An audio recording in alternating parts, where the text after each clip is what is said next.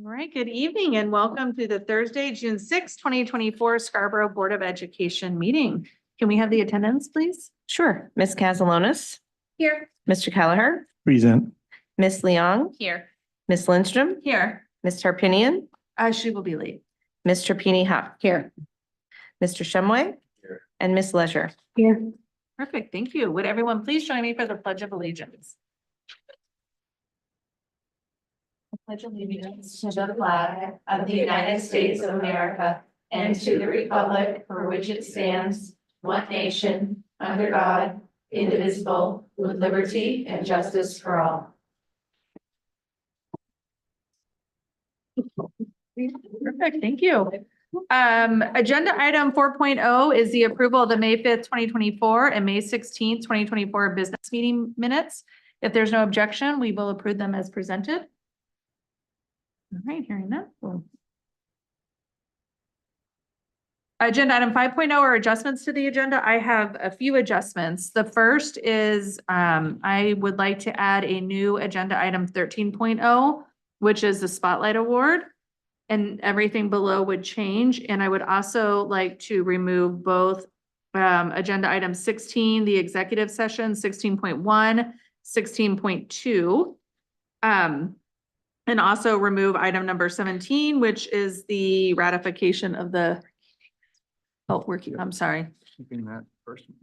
Okay, pardon me. We are removing 16.2 only, which is the transportation contract, and we are removing 17.0, which is the ratification of the transportation contract. So adding a Spotlight Award, removing 16.2 and removing 17.0. All right, with that, is there, do I have a motion? So moved. Second. Is there any discussion? All in favor? Perfect, it's unanimous, thank you. Okay.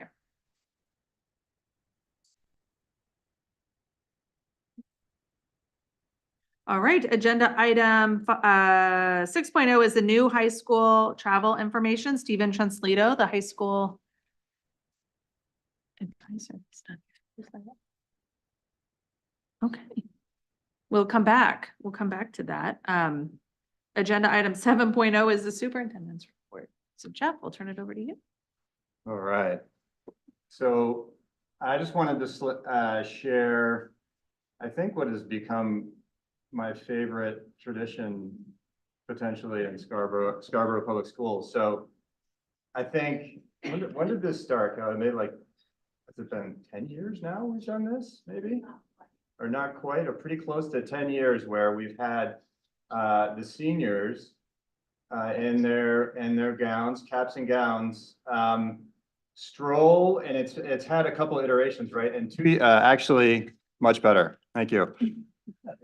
So it was 2 years ago, I think it started, I mean, like torrential downpours. And so it was like, well, what are we doing about the senior stroll? So high school team and others, like we pivoted pretty quickly and went indoors. And it turned out to just be, I think, a really special, perhaps unintended change to the senior stroll to where they are. We took all of our K-2 students and the 3 primary schools, bust them down to Wentworth. So this morning we had an invasion of Wentworth with the entire K-2. We keep them busy with our unicyclists, and it's what did someone referred to it as like a clown parade, like on demand, really, you know, when you need them. So and then we have all of our graduating seniors walking through the gymnasium in Wentworth and then through the hallways as well, seeing a lot of their old teachers. And this year, class of 2024, I believe is the first class to have attended the new Wentworth building as 3rd, 4th, and 5th graders. Yeah. I'm gonna press play just a little bit maybe for this, like.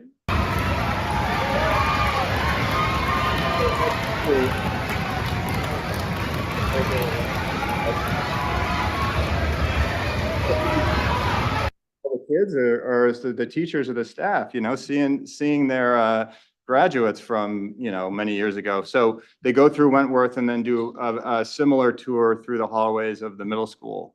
before getting back on the buses and getting back up to the high school in their caps and gowns. So that was just it's just a really special event. And Colby, what'd you think? Yeah, pretty cool. So yeah, I just wanted to really highlight this tradition that I just think is so special for our graduates and then also obviously all of our other students and staff who really look up to our seniors. It's cool. Yeah. Sorry, Dem. You It's have okay. a slight attachment to the senior class. Yeah. As well. Very cool. It is very cool. It was a lovely day and it was a beautiful day for it. And we'll see Colby in just a few minutes in a picture from the senior stroll. So thank you, Kelly, for doing it. It was wonderful. Yeah. Okay. I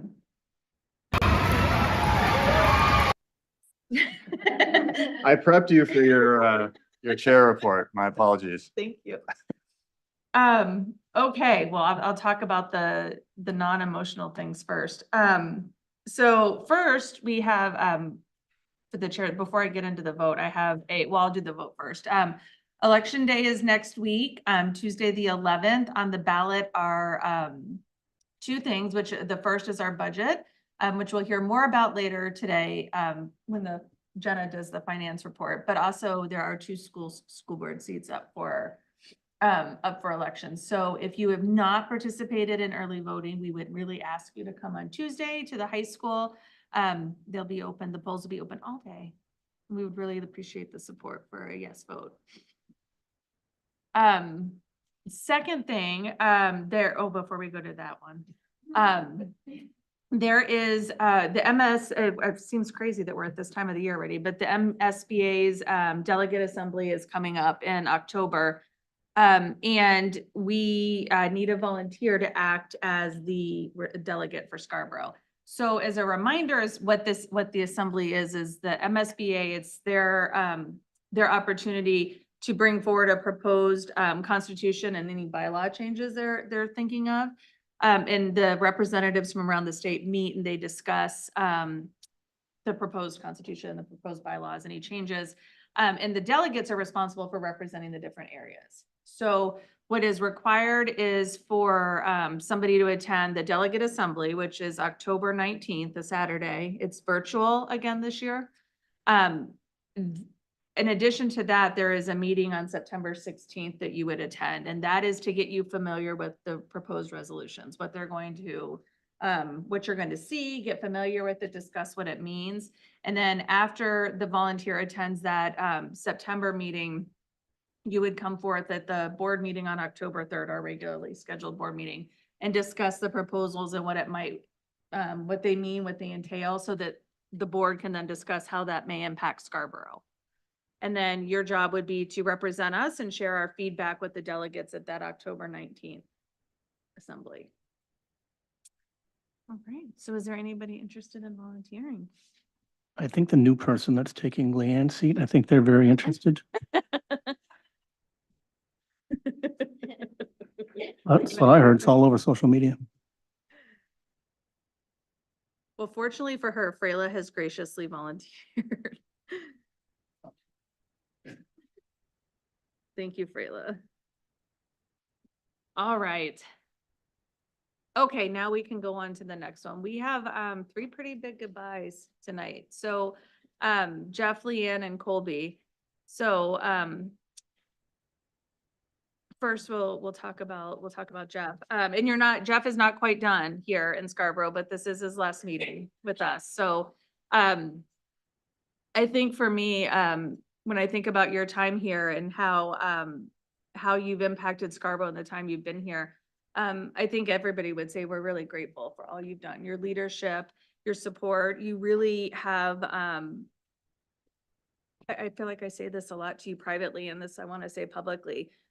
You have this really incredible way about you of supporting your staff and really going to bat for them all the time. And I think that it's one of my most favorite things about you. And I don't know that everybody always sees it or hears about it, but it's really, really powerful and it's really, really impressive. And we're all really sad to see you leave but as you move forward, we know you're going to be successful and your new district is so lucky to have you. So thank you for all you've done. I know you will be just as impactful there as you've been here. We really appreciate all you've done. So thank you. We wish you all the best. Thank you, Shannon. And Scarborough has been a really special place for me. I mean, these have been amazing 3 years. And so I take everything I've learned from, and this is bar none, just such an amazing community, so supportive of education and, our leadership team, being able to partner with Diane and leading the district, and our leadership council and central office team is without peer. It's so strong. And our staff, from, just everyone on the team, our student support, our teachers, our faculty, it's a special place. And it's the people that make it so. And the board that hired me, the board that's currently seated here it's a team. And I just really appreciate my time here. It's been an honor and a privilege, and I'll take it with me, my next job. So thank you. All right, we'll go a little out of turn if anybody, because we have these 3 big goodbyes, if anybody wants to jump in. Yeah, go ahead. I think I've said this before, but I think one of the things I look for when I look at leaders is the mark of a good leader is to strengthen the team that they surround themselves in and how they work with that team. Because it's very easy as a leader to pull the I said so, it's my way or the highway, and have that kind of model. But I think there's an alternative model that has to do with sharing authority and cooperative leadership. And I think you've really embodied that here. I think the strength of the people around you, the strength of the leadership team that you have mentored and you have brought together and you have dedicated yourself to, and the strength of the people you've brought into this district, from everybody, from the top down to the very bottom, is a really, I think, a strong mark of your leadership and something that I've come to really appreciate about you. And I want to thank you. Thank you.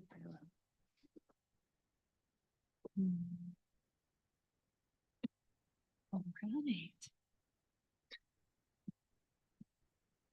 All right. We'll go on to our next, and I'll look ahead because I can't be trusted tonight, apparently. All right, so also Leanne has a little bit longer with us, but this is also her, and by a little bit longer, I guess it's 3 days. Yeah. But a lot could happen in those 3 days. Yeah, knock on wood, right? It's like, maybe like when you work in a hospital, you're not supposed to say it's going to be busy or it's quiet or whatever. Maybe it's the same. But this, again, is her last meeting with us. So when I went back and tried to do some math here, it's pretty interesting. So Leanne's been a board member since 2017. And I think when you think of everything you've done for me, what really shows who you are is when we needed you the most, you came back. And so that for me, I think has been the most meaningful thing you've done. And I'm really, really appreciative of that on a personal level. And I remember when I was quietly working behind the scenes on a budget and you came to my house and you said, I think you should run. I think you should do this. And it was your second time, and you really held my hand and supported me the whole way through. And so on a personal level, I'm going to miss you tremendously. But you left us for a little tiny bit and then you came back, and it's just been incredible. And the other things, like when I think through, I count at least 6 successful budget passes. I count 3 successful superintendent hires. I count 1 pandemic that you worked through. So That was more than enough. and when you look back at your term, you were elected, and in year 2, you took over the chair. You're the board chair in addition to all these things. So there's a lot, right? And I think too, the other thing, you've mentored so many board members that are sitting here. Those that haven't are no longer here. So your mark is really, really deep and really long. And I hope you remember that and keep that in mind. You are a phenomenal person. You give the best advice, even when we don't want to hear it, right? Or I don't want to hear it, I should say, right? You always say exactly what's right. And so thank you. Thank you for everything you've done. Thank you for your support. And we are truly going to miss you as well. Thank you. Wow, I didn't think I would get this emotional. I can't say thank you enough for the kind words. This was definitely a labor of love at times. We went through some interesting times, the first year on the board, but we came out stronger. The team has been amazing. Echoing what was said earlier, Jeff, thank you so much for coming in and, trusting us. I take that as a huge compliment after all the things that had gone on here, that somebody of your background was willing to give us a shot. So the board has done some great things. Continue to work hard, continue to do what's best for the kids. And any opportunity you have to do things like see the stroll today, do it. Take those opportunities. It reminds you why you want to be here. And who knows, maybe I'll pop up again sometime. Right. Is there anybody that wants to add on? I have some of this. Oh, wait, hold on. Here we go. Kinds of There we go. stuff. Yeah. All kinds of Put stuff that up down here. there. Yeah. There we go. All right. All right. And last, but certainly not least, there he is today. That was a good one. I think that was a good one. So Colby has served with us on the board for the last 2 years, and as his last act, we have a new student rep that he'll be introducing tonight. So Colby, you have been such a joy to work with. I can always count on you to tell us a student perspective, and it runs the gamut, right? Like we can talk about what's allowable with clothing attire and what's not when you're running track, for example, right? And we can talk about late start times, and we can talk about senior privileges, and you really have this really good ability to articulate what your peers are thinking and what they're wanting. And that's a really special trait, especially at your age. It's not something that's really common. So I hope that you hold it back, you hold on to that, and that you continue to pursue things that allow you to do that, because that's a really valuable trait to have. This is a goodbye here, but it's really for you, it's a more so than I think even Jeff and Leanne. What's interesting is this is a closing of one chapter, but you have an entire new chapter to write in front of you. And it's really special. You're going to my most favorite city in the world. I love DC. I loved living in DC, and you have so much opportunity in front of you. It's you in so much this So I cannot wait to watch you and watch all the things you accomplish. I'm so proud of you. I love seeing you and your medals and your awards this over the last week. And I thank you for everything you've done, and we can't wait to see what you do going forward. Welcome. All right. And on that note, I feel like I'm tapped out, so I'm going to pass this over to Jenna. Here's an update. Last Thursday, we had the inaugural dinner, and it was quite successful, with very little bit of time. I'm quite amazed at how well everything turned out. Had about 75 seniors that attended. Sorry, should I repeat all of that? So we had 75 seniors that attended. We had children from Pleasant Hill that made cards that we made into centerpieces for all the tables that they can read. The kids wishing them have a good dinner and hope you have a good Memorial weekend. And we had a lot of representatives from our schools. So we had the student council, basketball team, civil rights club. We also had the Scarborough Education Foundation, and they gave us a whole lot of information about all the volunteering and all the balloon deliveries that they do lately. And they also engaged with our seniors in conversation. We had food services that prepared all the food and desserts, and our students were serving everything. The seniors loved it. I think Freyla had a bunch of conversations at the end, and so did Shannon at the end, just raving about the food and all the performances. And speaking of performances, we had performances from Jim Dandies, and they had a progression of juggling, from juggling scarves to juggling swords. And And it was great because Jim Dandy's actually brought out the first dish to kind of start our evening. And then we also had performance by the Newsies Junior. And that was a wonderful performance. And the seniors also got a chance to test drive the robots by the Vex Robotics team, which was a lot of fun. And I also heard from Community Services who helped us out in registering everybody, that the seniors were also raving about the event with them too. So it's well received, and we're gonna do it again next year. It's gonna be great. It's gonna probably be even better because we've learned from this year. So it was a fun experience.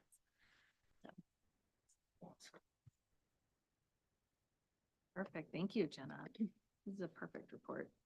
I'm just gonna keep going. All right, yeah, I think you're next as well. We're gonna, agenda item 9.0 are committee reports, and first is the communications committee. All right, so our last communications meeting was May 9th. There were changes in the leader, so we discussed building a relationship with the press there. We discussed getting information around the budget out. We also discussed the senior appreciation dinner and selected tonight's Spotlight Award winner, which we will go to soon. And our next meeting will be June 13th. I think you have the next three, so you just want to keep Yep, that I'm up? just gonna Yeah. turn them out. Okay. So then the next one is the curriculum committee. Our last meeting was May 14th. We had a nice conversation about the spring assessments, and during this conversation, all of these different exams are happening. So iReady, main science testing, NCYA for the high schoolers, AP exams. There were a lot of things going on. So we didn't quite have the full update, but Katie's going to be giving us an update of that tonight. She also gave us an update on PE and social studies curriculum. And then we also discussed how CRC read aloud content is vetted. And for information on that, all of that, you can actually access some of the information on the curriculum page, which is a great place to start. And then we also referenced policy IMBB, which I was amazed that Diane was able to pull that out of thin air when we were discussing this. We also discussed how various clubs in the district interact with the primary schools. And then something that I learned, because I'm not even close to thinking about college for my kids yet, but it was something that Leanne had brought up about early college and dual enrollment. And this is different from AP coursework, and students can receive high school credit and college credit up to 12 credits per year. And a lot of students can start sophomore year and they can enter college with maybe 36 credits. So, and all of it is free. And I thought that was amazing. If you qualify, I highly recommend it because I think college is expensive. And if you can get through college quicker, it might be a whole different experience for you. So that was amazing to hear about. So thank you, Leanne, for bringing that to my attention. And then our next meeting is June 11th. Okay. Finance Committee. Our last meeting was May 8th. And during this meeting, we met with the leadership team on finding more ways to decrease our budget ask per the town council's request. And our school leaders worked really, really hard to come up with all of these things that we can plan for this budget cycle. And on the right is a quick snapshot of what this year's budget will allow us to do. And you can actually click on that link. And you can also find this on the budget page on our website. It's very easy to find if you go onto the main page and you find budget link. And you can get this one pager. It kind of gives you a quick synopsis of what you're going to be voting on. So you don't have to read through every single document that's provided in there with all the policies related to and all of that. You can kind of just limit yourself to this one page, get a snapshot of what you're going to be voting for. So please go out and vote and support our budget. And I don't remember when our next finance committee is, but I will update you when I know. Perfect, thank you. Does anybody have any questions on curriculum, communications, or finance? All right, thank you, Jenna. Brayla, I think you have the next three. So the DEI committee, we had our inaugural spring forum on May 21st. It was very successful. We had a lot of community members attend.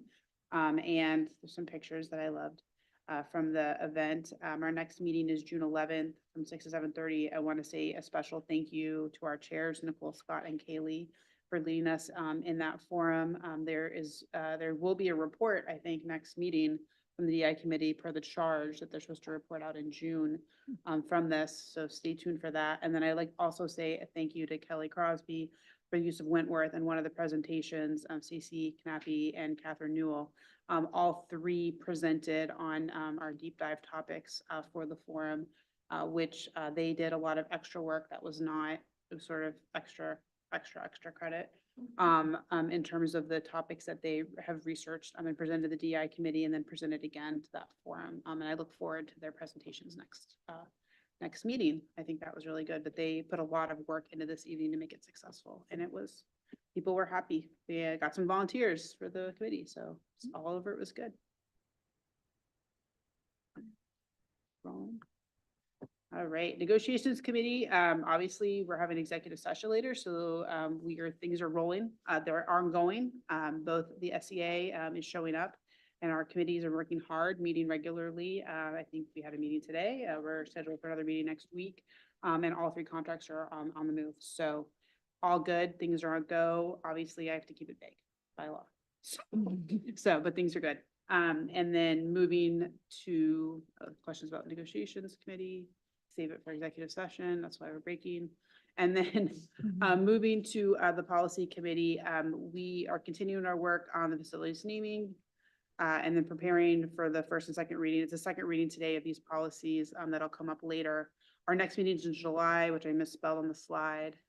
It's not June, it's July 15th. Thank you. Our meeting in June got bumped. The negotiations committee claimed that spot, and unfortunately, right now, that committee needs to focus on getting the contract set before the end of the school year. And so we pushed the policy meeting to July. But we will continue motoring through the B suite of policies as new policies get surfaced for consideration. We will put them on the agenda. We'll consider them out of turn, so we don't have to go in order, but we will continue our goal to relook at every policy that hasn't been looked at since 2020. Perfect. Thank you, Freyla. Are there any questions on DEI negotiations or policy? All right. Thank you. Jillian, you're next. All right. All right, so we had our last meeting on Monday, where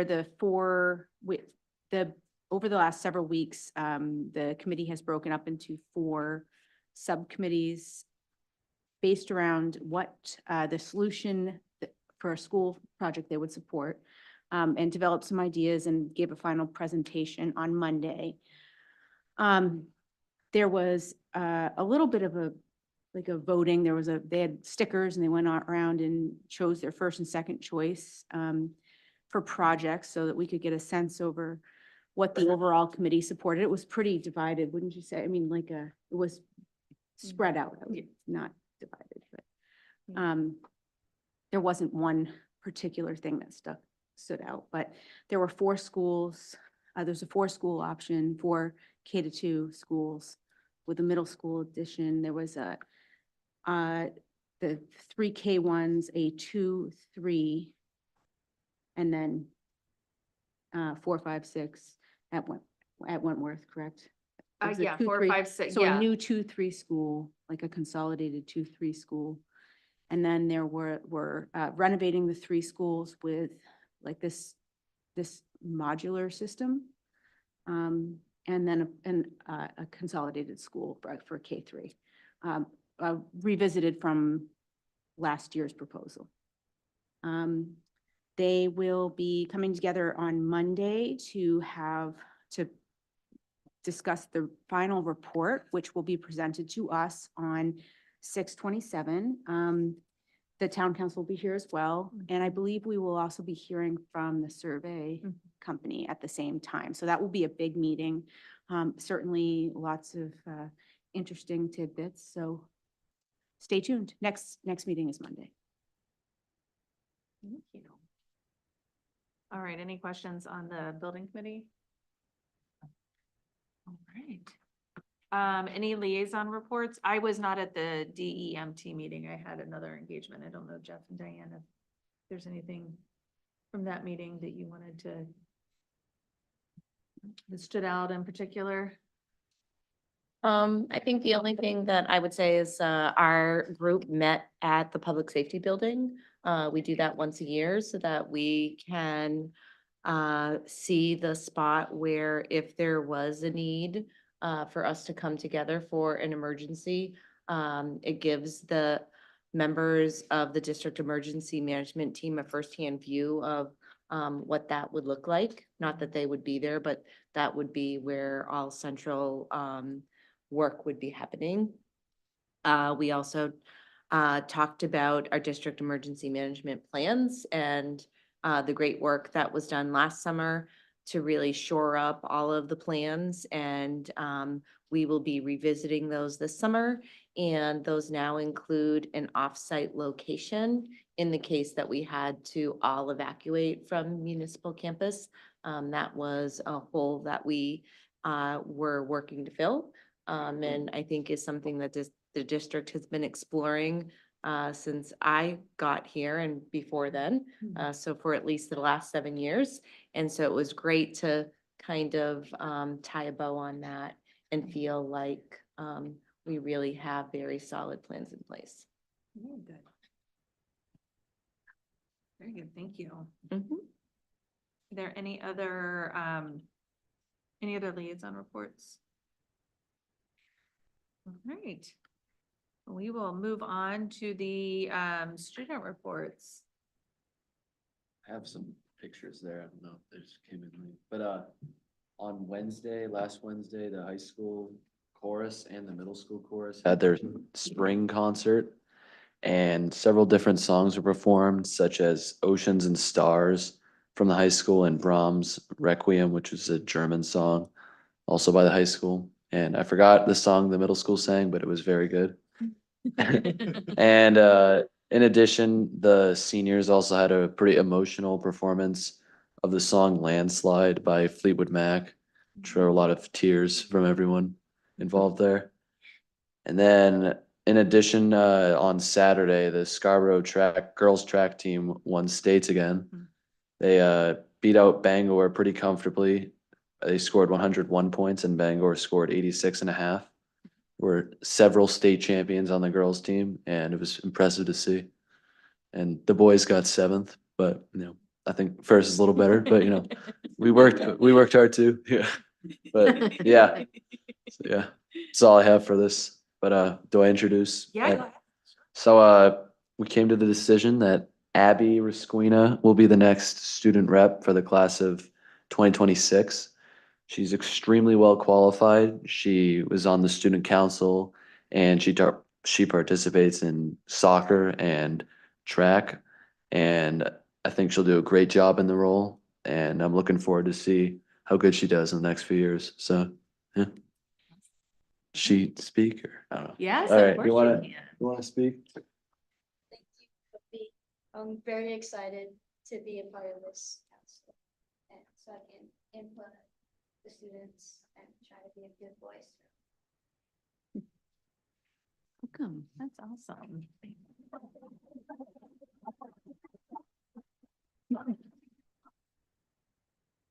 Well, welcome, Abby. I did hear Jeff and I participated in the graduation practice yesterday, and we did hear that it was quite a competitive process. And so you should be really proud of yourself. And we are all super excited to have you join us. And this is an exciting new chapter in this process because now we're kind of making the program a little bit more robust. There's a credit now that comes with doing this and projects. And so it's going to be really fun. And I know everyone here is really excited to move it forward. So thank you for joining us. Thank you for applying. We look forward to having you.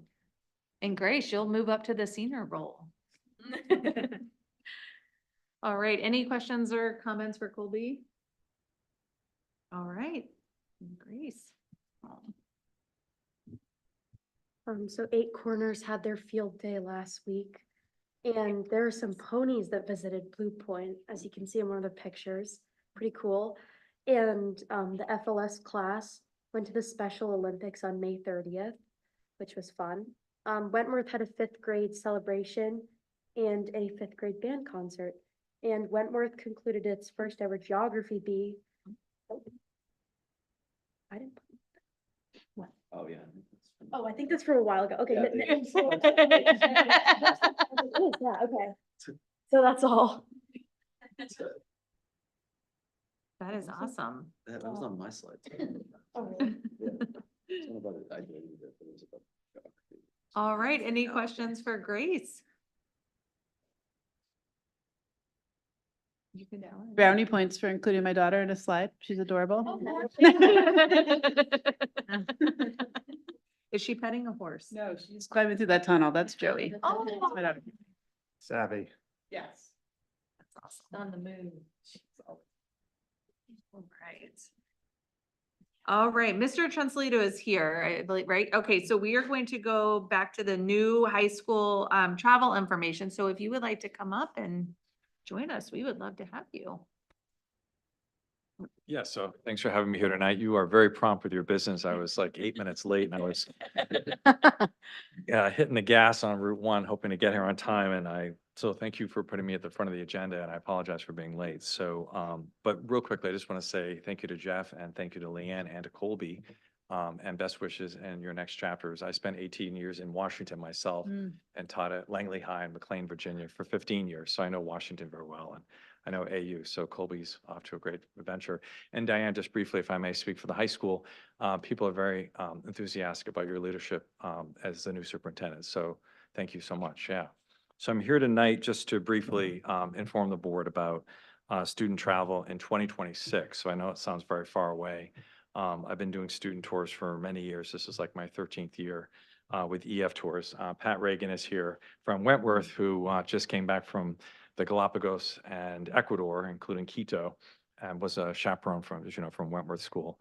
So we just did a trip in April and took 40 students, something like that, 39 students to the Galapagos and to Ecuador, mainland Ecuador and the Andes, which was quite frankly amazing. And I have a trip coming up in about 2.5 weeks. We're going to Switzerland. Don't hate me. This is like an Instagram trip, but we're basically starting in Switzerland. We go to the Amalfi Coast, Monte Carlo, Monaco, over to the Riviera, Nice, Avignon, and parts of the other parts of Riviera. And then ultimately we do high-speed ferry to Barcelona. So I'm bringing another 40 students there. And then next year, as you may know, I was here before informing you, I've got a group of kids going to Scandinavia in April, smaller group. And then in June of next year, I have 60 students going to Greece, doing a Greek island trip, including a Aegean cruise and all that. So that's my 3rd time doing that with Scarborough students. So anyway, I'm here tonight to talk about 2026 briefly. I don't want to take all your time, but I'm working with Brianna Kelman, who is the foreign language chair, and Helene Van Nest, who is a French teacher in the high school. And we're collaborating to do a trip to France and Spain in April of 2026 to combine those 2 foreign language studies and then students that I'm going to bring hopefully from social studies or general students from the high school. So we're looking at France and Spain, and we're going to be promoting that in September. And then looking ahead to June of 2026 and another trip perhaps back to Italy, probably Italy, it hasn't been finalized, Italy or France in June of 2026. And I've worked with this company for quite a few years, and I've been very fortunate. My last comment real quickly, I've worked with the same tour director at least 9 times. So she was not involved in Ecuador because she's on the European side of things, but she'll be our tour director coming up in June, and I'll be hopefully working with her again next year and the year after. So I just happened to request her, but she knows Scarborough. I've already told you my story with her. So she's been to Scarborough. She's from Rome, but she has been to visit the town and loves Scarborough students. So I've been very lucky to have this really experienced person who guides us from point A to point B on all of the trips. So we're going to be working with her again in June this year, hopefully again next year, and maybe the year after. So just wanted to inform you tonight of those plans. And if you have any questions about any of the trips, or maybe Pat can weigh in. I don't know if you want to comment on anything. Perfect. Are there any questions? I know, I ask every year if we could be volunteers. Yeah. Yeah, I know. Perhaps, yeah. One quick comment, and I will thank you for your time. What has been great, though, through the years is that I've had students from the same families, older siblings coming, cousins, extended families. So it's kind of great that these trips are truly educational. I keep referencing Pat here because I have a person who's just been on a tour with me, but they really are phenomenal, and I really think they're life-changing. They definitely are impactful.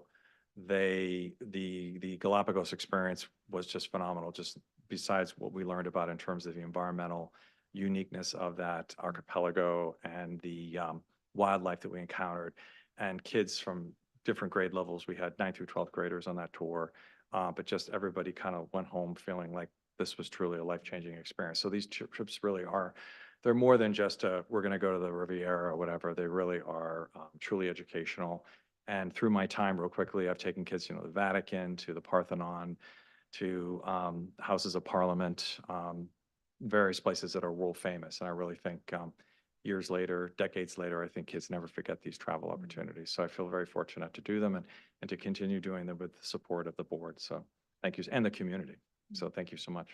Well, before you leave, I will say, yesterday was baccalaureate and you, Mr. Tenslito is the senior advisor this year for the senior class. And so baccalaureate was actually dedicated to Mr. Tenslito. And thank you. the, comments that were made were really, really impactful to me. And, you've not taught my son. And so you and I haven't crossed paths in that sense. And, so it was really fascinating for me to get to hear about you from a student's perspective. And, I think all of us love having, you know, we love when the students are here, when we have student nights, and we love hearing about what great things our teachers are doing. We love getting emails from the community members, but I don't know, for me personally, there's something really impactful when a student talks about how a teacher's impacted their lives. And the conversation around you last night was really, really, really meaningful. And so I didn't get to see you, and so I'm sure it was just as impactful for you, but I do want you to know that we really appreciate all you do for the kids and the experiences and the memories you get to make with them. Well, thank you so much. Yeah, it's a mutual admiration society meeting, I guess, because the senior class is a phenomenal group. I've known Colby since freshman year. And as you know, this class coming out of COVID, like we've all had to make those adaptations, and they came in that hybrid model and have navigated, 4 years. High school can be challenging for any cohort, but this particular cohort has been phenomenal. So yeah, and actually I have a class advisor for 8 years. So I started with the class of 2020 back in 2016. And then this class I picked up in 2020, 21, and now it's 2024. So I am going to step back from being an advisor for a little bit, but it's been fun and great opportunity. So thank you so much for the kind words. And yeah, and congrats again to the seniors and Colby, and DC is an awesome place, as we know. So yes. So thank you so much. I appreciate your time tonight. Thank you. All right. Thank you. Bye-bye. All right, agenda item 12.0 is general public comment. Is there anyone wishing to make public comment this evening? Yeah. So thank you for coming. Before you get started, well. Hi. If you could give us your name first. Courtney Sinclair? Perfect, thank you. So on your, the black box in front of you with the Yes. 3 dots, we have 3 minutes for public comment. If you could address your comments to me as the chair. I'll start the timer. When it's yellow, that's just your indication that it's time to start winding down, and red is when we're done with the time. All right? No problem. Thank you. All right. All right. Good evening. My name is Courtney Sinclair. I'm a mother to 2 kids in Scarborough, and I'm here tonight to do 2 things. First, I'm here to share Jonathan Haidt's enlightening work, The Anxious Generation. And secondly, I'm here to advocate for a first bell to last bell phone-free policy in our Scarborough schools. A group of parents invigorated by this book have newly formed into a grassroots organization named Scarborough Alliance for Thoughtful Tech, and that can be found on our website, scarboroughAllianceforthoughtfultech.org. We're here tonight with a book for each of you. These books have been funded by members in our community, and we hope that you will read them or share them with our educators, community members, and teens. Our hope is that more books could be made available for any interested educators, and we welcome any support in helping to distribute those. In this book, Jonathan Haidt highlights the increasing rates of anxiety and depression among our youth. This is directly linked to smartphone use and social media, and not to mention the impact on a student's attention span and academic performance. In my view, this book expertly lays the groundwork and builds the case for implementing a phone-free environment in our schools. And for those who prefer a shorter format, there are also plenty of podcasts available where Jonathan Haidt speaks to this issue. When we consider the third goal in the school board's agenda, to continue to strengthen student success, achievement, and well-being, I urge you to align our actions to these aspirations. The educational philosophy on the Scarborough Schools website states that the school system will strive to develop the learner to the fullest academic, physical, emotional, and social potential. Until we have an all-day phone ban in our schools, I don't believe our educational philosophy is aligned with our policies. We cannot realistically aspire to strengthen student success, achievement, and well-being while smartphones remain ubiquitous in our halls. And although this book covers some seemingly daunting topics, it carries a message of hope that we can make a difference. Our schools, families, parents, and community members all have a part in helping to change course, and you can play a crucial role in that effort too. Thanks. Thank you.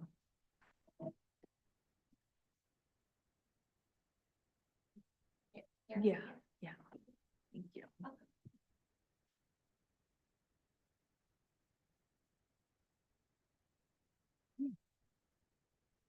Thank you.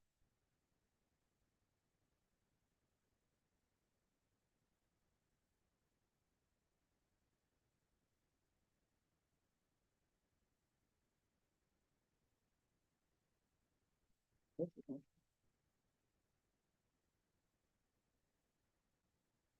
you. Thank you.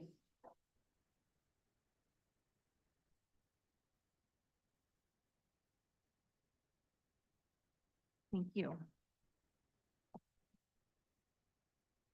All right, is there anybody else wishing to make public comment this evening? Yeah.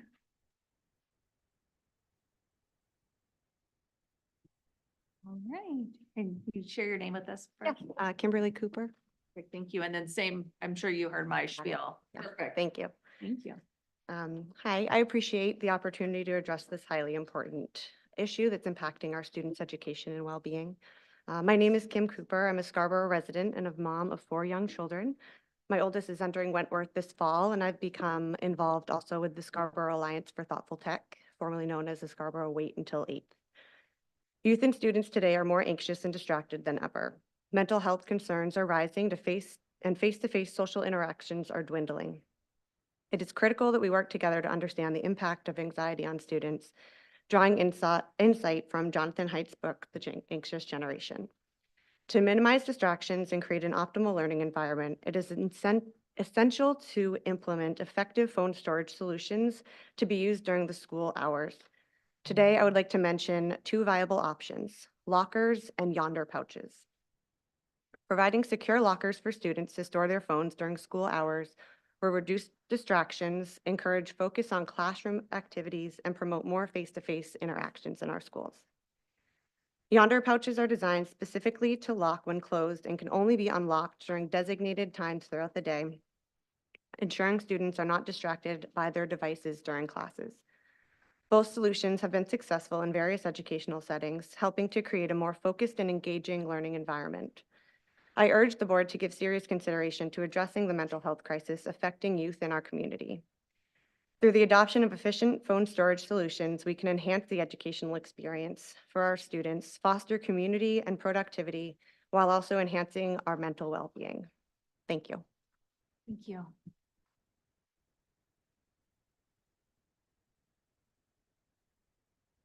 All right, is there anyone else wishing to make public comment this evening? Hi,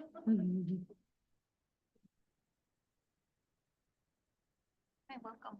Hi, my name's Stephanie Zablitz-Goss. I'm a licensed clinical social worker and also a mother of 2 kiddos in Scarborough, 2 teenagers. I attended the library focus group or discussion group on Tuesday night. And they asked me to come sort of share at this meeting tonight. I think this book, for those of you who don't already know, it's creating quite a stir and paints a pretty bleak picture about what's going on. So I speak tonight on behalf of my kiddos, our kiddos, this community, all the work that you guys are doing, and also sort of the mental health community in crisis that we're in. I'll say, yeah, this is sort of just like, how do we partner as a community and as a school district? Because I know you guys are busting at the seams with navigating this for us.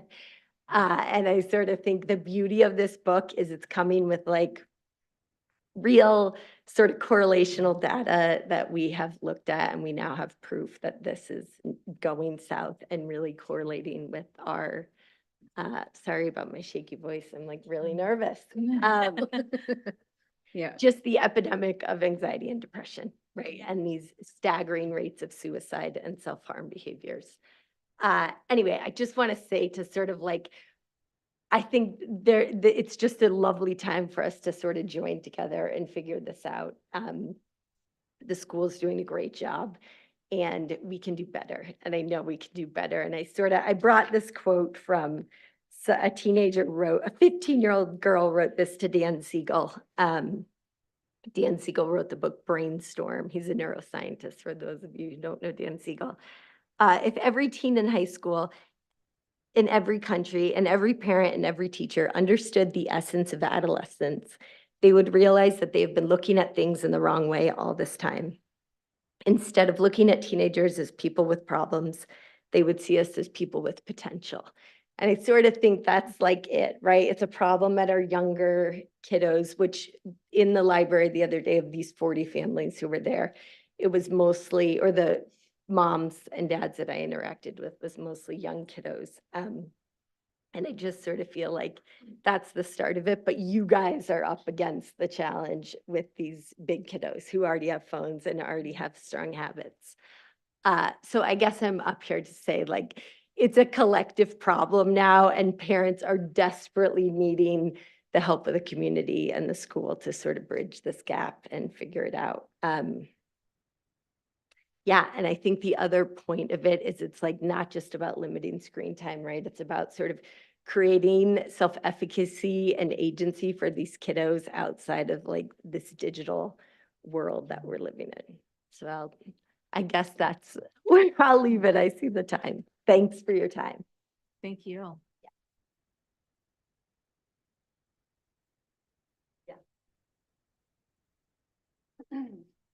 Hi, I'm Magali Quinn, and it's nice to go right after Stephanie. I'm a Scarborough resident, and I have a child, Mari, in high school. She's a freshman, and Lillian, who's in 6th grade. I'm a family physician, and I have a small practice in South Portland, and I've lived in Scarborough for 14, 15 years, and I grew up in Western Maine. I'm here to kind of echo the sentiments of the folks who have just come before me. And has anyone on the board read the book yet at all? Yeah, some of it. So I haven't gotten all the way through, but what it really seems to do is sort of put the science behind all of our concerns, like all of the things we sort of intuitively know. And as the mom of a freshman in high school, I am finding myself struggling with my teenager and her phone use almost daily. And so there are a lot of things about the book that kind of allow that to, they sort of normalize the fact that all families seem to be struggling with this, and that trying to do this on an individual level, because of the impact that a phone-based childhood, he uses this phrase, has had on kiddos, the impact of taking away an individual's access to their phone is just too great. The stakes are too high, and this has happened so quickly. 2010 was the introduction of smartphone, 14 years.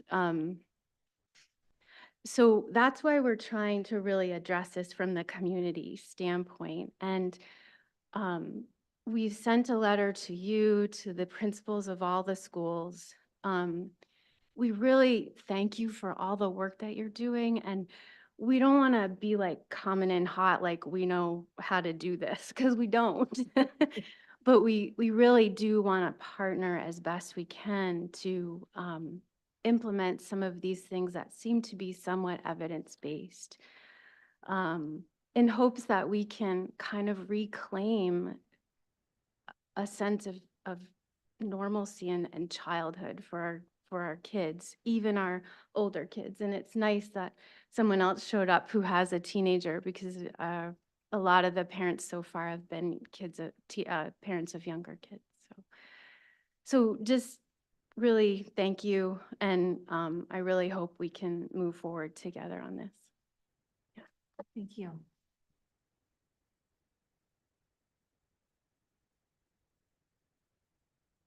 All right, is there anyone else wishing to give public comment this evening? All right, seeing none in the room or online, I will close general public comment. All right, our new 13.0 is the Spotlight Award for May. So for this, I will turn it over to Jenna. Yes, so we are very excited to present tonight's Spotlight Award winner. The winner is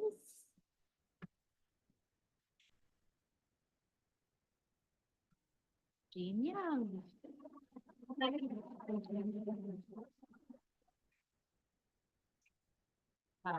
I feel like we saw you in here not too long ago. And I think we heard some nice things also. But you actually have several fans in here tonight who are going to say some things. I don't think I will be able to do it justice, so I'm just gonna leave it to your fan base right now. So whoever wants to come up first, go for it. Oh, wait, actually, I'm sorry. I didn't reveal who nominated Jean. And then we'll go into this. So the person who nominated Jean, Mr. Pat Reagan.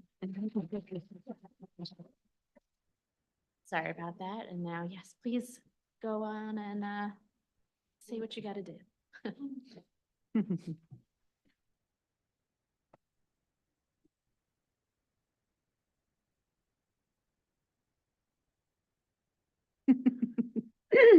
Hi, thank you guys. My name is Sherry Bell, and I've had the pleasure of working with Jean this past school year in her 5th grade classroom, located in the Blue Learning Community at our beloved Wentworth School. Jean is an outstanding educator. She's patient, she's kind, considerate, always professional, and she is always there willing to help out a colleague. She always goes above and beyond for any and all students, and not just the ones in her classrooms, making sure that each and every student feels for warmth, feels confident, and feels safe. For the students in a class that are lucky enough to be in a classroom, Jean makes sure that everyone understands the curriculum and spends hours going over the curriculum and making sure that every student who has an IEP, that their work is modified so that they can do their very best. And she does this secretly so that the students that do not have IEPs don't know that the ones that have IEPs are getting their work modified. She takes time to celebrate each student's outside achievements, outside of the classroom. She opens her door to all her colleagues with her knowledge, her materials. She is just extraordinary. I feel so lucky and blessed that I got to be in her classroom this year, or last year. I'm kidding, but I'm not crying. She allows a safe place, and she picks up on things that most other educators wouldn't see. She reads her students' body language. She picks up on different words, and I swear to God, she's got bionic ears because she hears things that other educators don't pick up on. And then she calls the students out on them. And it's amazing. She holds them to a higher standard, and that's what they need. Jean Young is an outstanding educator, and we've been so blessed to have her in our schools all these years. She is going to be irreplaceable, and she's going to be missed by her colleagues and her students. And I'm not just talking about the ones that are in her classroom now, but all the other students that were hoping to be a youngin' someday are gonna miss her. She has made me and my other colleagues on the Blue Learning Committee better educators because of her knowledge, her patience, her kindness, her open door for all of us. So Jean, thank you for being the accepting, kind, patient, professional, wonderful educator. There are not enough adjectives in the world to describe you. I'm going to truly miss you. And I hope when you get back from your river cruise that we can have coffee and you can tell me all about it. Thank you.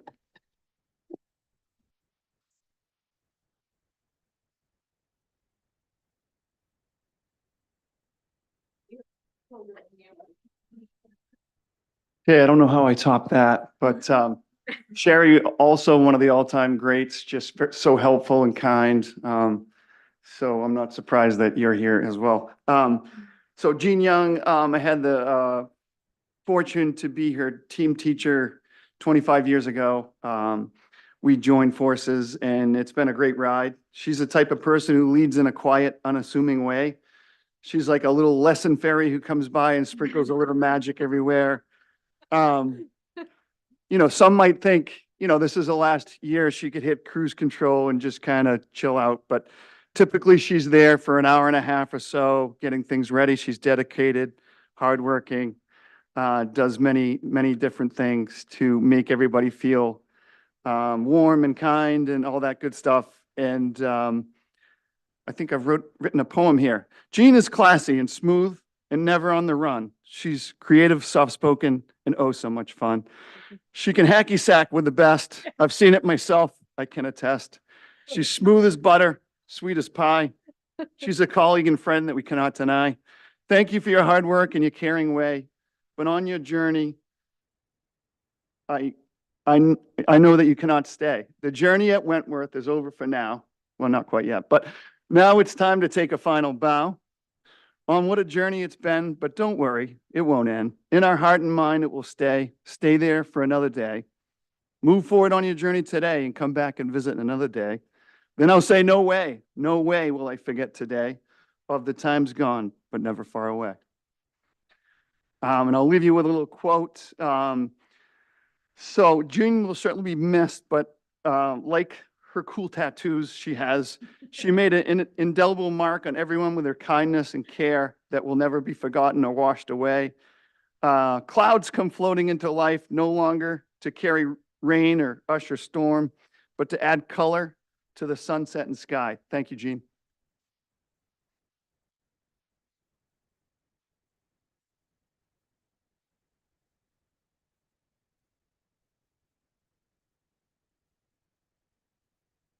Thank you. Those are amazing, kind words, and I don't think anyone has ever said anything so beautifully to anyone here. Or written a poem. Or written a poem. I think that's Yeah. the first time we've. Yeah, heard that a was poem. great. Yeah.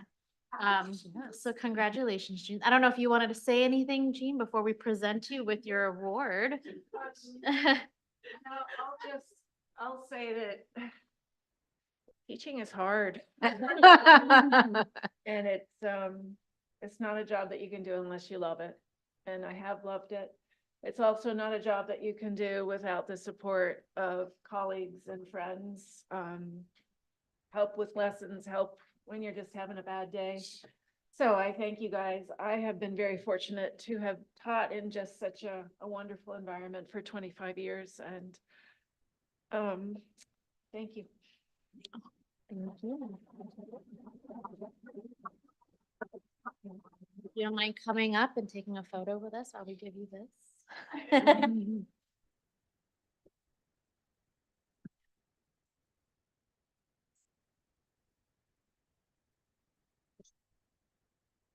Oh, God.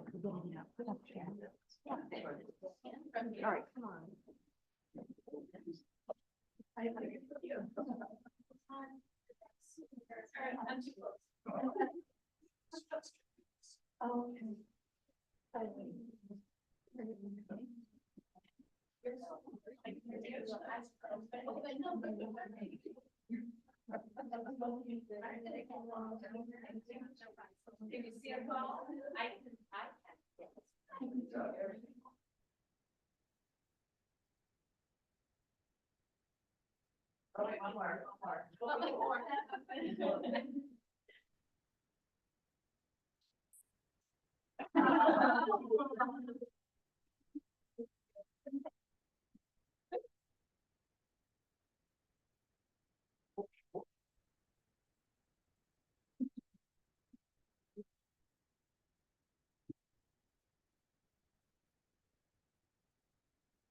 Hey,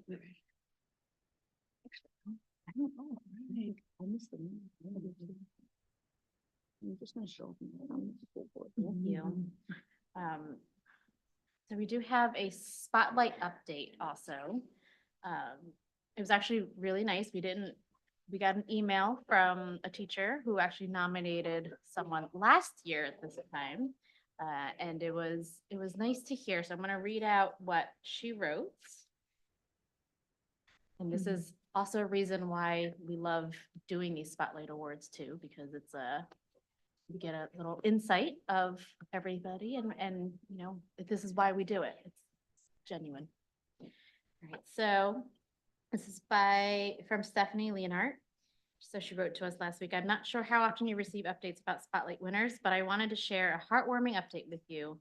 A year ago, I nominated 3 of my colleagues for their work with a student who moved here and had a challenging transition into school. These staff members showed patience, flexibility, and perseverance as they helped the student become comfortable with the school building and school routines.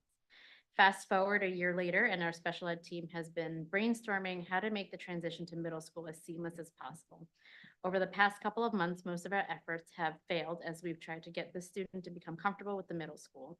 A large part of the middle school functional life skill curriculum is going out into the community to practice life skills. So a few weeks ago, we started including her on our weekly community outing.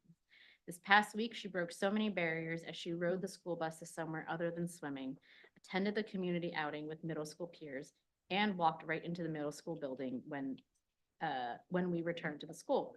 We can't wait to see the gains the student will continue to make when she joins us at the middle school in the fall. I hope you appreciate this heartwarming update, Stephanie Leonard. So keep nominating because we love hearing all these things, and keep sending us updates if you have any. This has been a very emotional. I know. today. Yeah. Yeah. Yes, do we need some? Yeah, that's fine. Yes, and if all else fails, I have a roll of paper towel under here. as well. We can, we'll keep us stocked. I have so many questions, though. Oh, my goodness. Thank Really you. Thank inspired. you for sharing that update too. Thank you. This is really special. It's good to hear. It's good to hear like continuing good things that are Yeah, happening. it just makes us, this is why we do this. This is why everyone nominates. This is why we are such a great school district, and everyone in the community needs to know how wonderful everyone is. That's so true. Thank you. All right, are there any questions or comments for Jenna? All right, and I'm sure to continue the emotional train we are on right now. Agenda item 14.0 is a Title I overview. So I'll welcome Katie Vitro, Director of Curriculum and Assessment. Yes, I genuinely hope I don't make you cry with these main 3-year results, because it's a pleasure to bring them to you tonight. So I just want to start by giving you a quick overview of why I'm here. You can advance the next slide. I'm going to do a few of the curriculum highlights and just touch back upon some topics that you may have already heard from me directly, whether it was in the workshop earlier this year or through the curriculum reports from the curriculum committee. The main through-year assessments have ended, and as promised from the state, the aggregate results for our grade levels is present. So I can update you in a timely way and have those for you tonight. And then I'll talk a little bit as I go through those about the expectations for reporting individual student results to families, which are still a bit behind in printing and won't be expected until later. I'll talk a little bit about our current focus areas and the related curriculum work that's happening over the summer and in the coming school year. And then by federal mandate for our ESEA consolidated grant, I'll tell you a little bit about the planning for those title funds for next year and open that widely to public comment through our regular process. So a couple of highlights tonight that I want to just bring you back to is we've had two really big implementations within the last year. The first is our SEL curriculums. K2 engaged with the Mind Up curriculum, which brought lessons and learning to both staff and students. And then 3rd through 8th grade staff participated in the curriculum implementation in adult learning, and will go into the 2nd year of implementation in the next school year where they begin to teach the student lessons. So that's continuing, and SEL will continue to be a primary focus area for the curriculum department.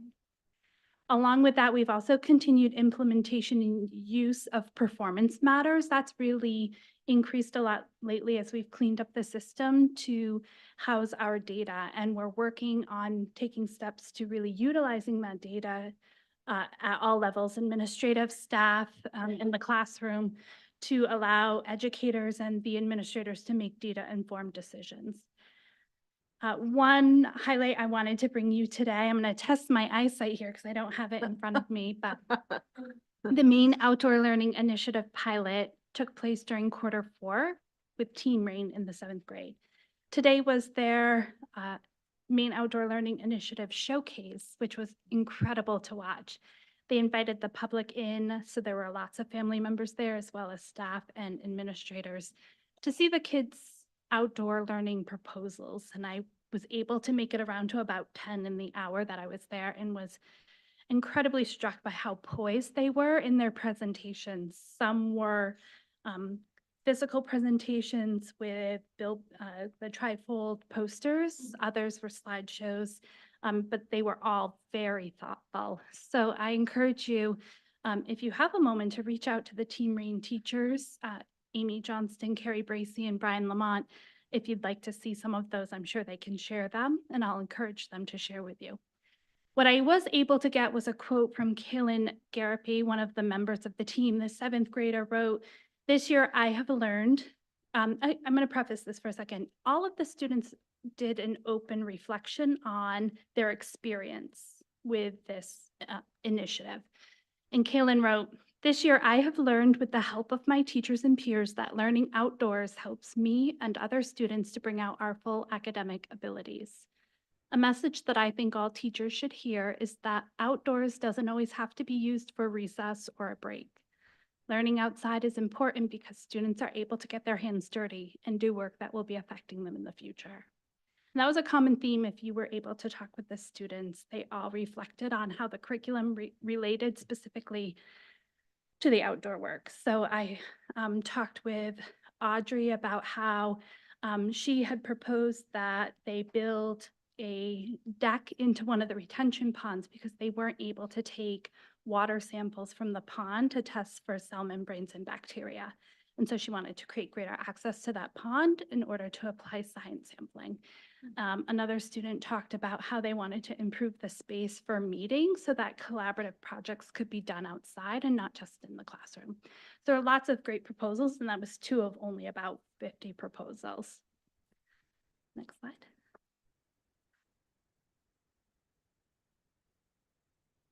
You know, because Mr. Terrio, the high school principal, has been here, that one of the big positives of this year is that background planning and curriculum work to adopt CTE core credit crossover at the high school level has come to fruition. And that's now in the program of studies, and implementation of those core credits will begin in the fall. So I'll be excited to take a look at the numbers of students participating in those core credits and give you an update on those a year from now. And then the last thing is, one of the things I try to do is get out into the schools to see teachers in action. And about 2 weeks ago, I had the pleasure of spending an afternoon with Andrew Martell over at Blue Point, where I was able to do some bucket drumming in a integrated lesson with also some dancing and physical movement, and some of the Mind Up lesson. So it's great to see him integrate all of those. And as we were talking and debriefing afterwards, he showed me this video, and I was like, who's seen this? This is amazing. And he said, well, we share it with families. And I was like, the board, the community, like everyone should see this. This is so adorable. And so this is students, this is Pleasant Hill.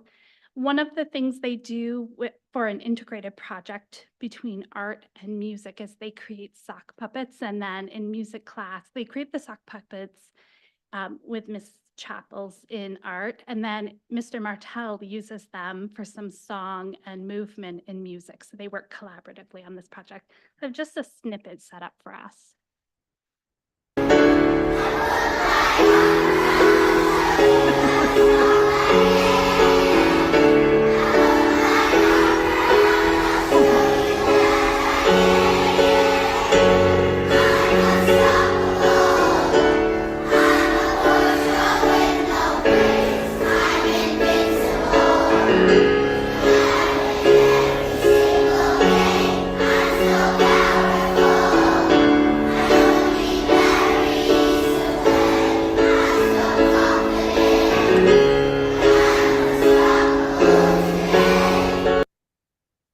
One of the things I love about this project is that while the kids are all working together to create a community of learning, you can see from their sock puppets that they are bringing each a unique and independent and singular perspective. And each one of those children and each one of their sock puppets presents a unique perspective in our community, but together they make a really powerful voice. So, oh, I said no tears. Okay. It's so adorable.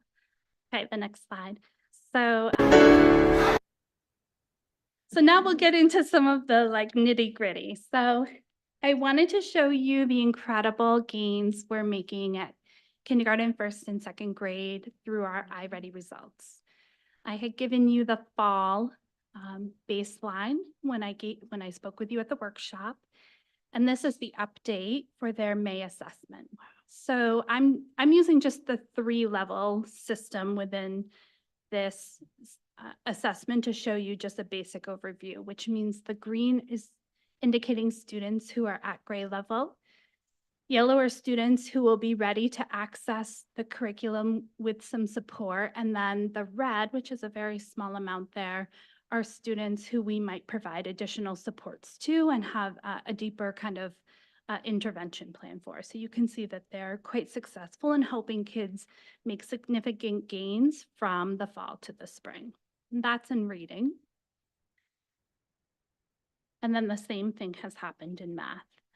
So it's quite incredible. And I think one of the things that we really value as an educational system is the investment we make in our youngest learners to ensure that they're really set up in their foundational learning for success later in their career. And that really means focusing on those K2 areas. And it's part of the reason why you see such a focus in both the title grants and our requests for kindergarten intervention positions.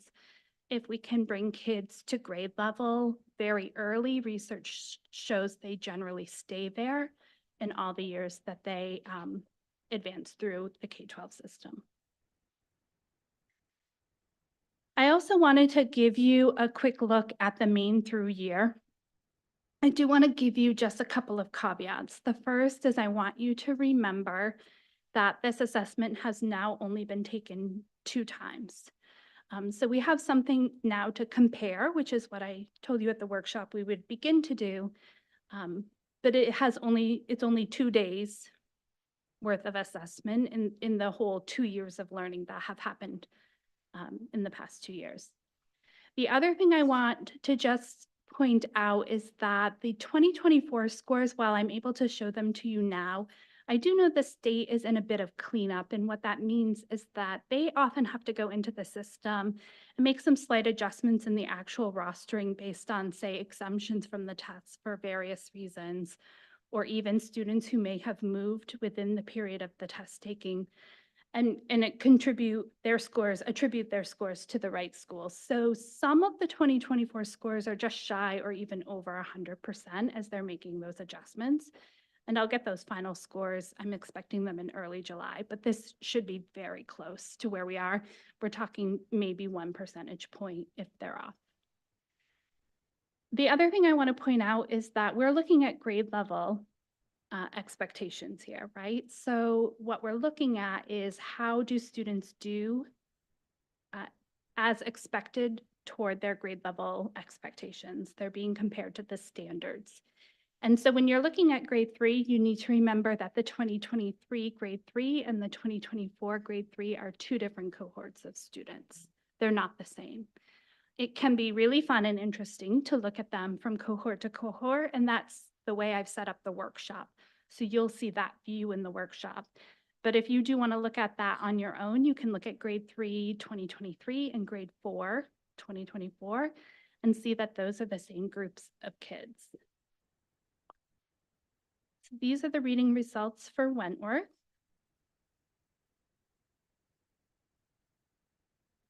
Our reading results for the middle school. I'll give you a moment to just look, and feel free to ask any questions as we go along.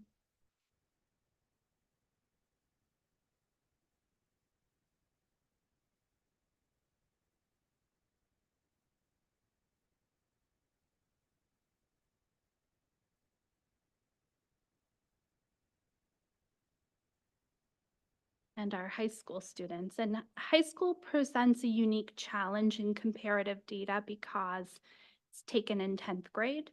So they take it in 8th and then they don't take the assessment again until 10th grade. So these 2 high school cohorts have not taken the main through year previously. And so we don't have scores from the same cohort twice to compare one group to.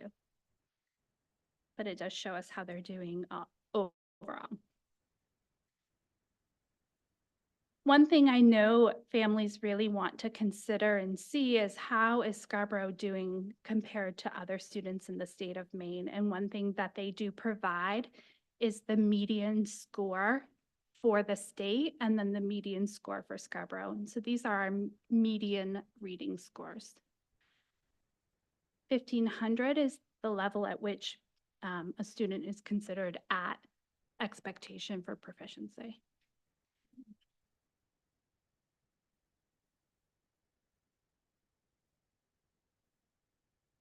In math, we have the same comparisons again. This is Wentworth.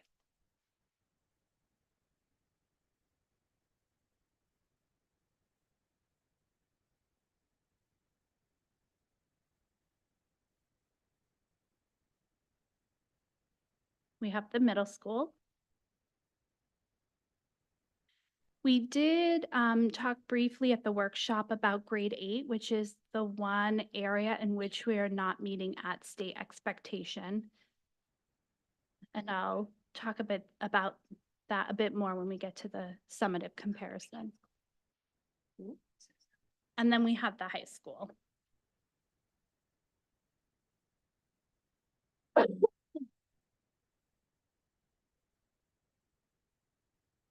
One thing you'll notice on the score comparison for this year is that I put grade 8 from last year and grade 8 from this year.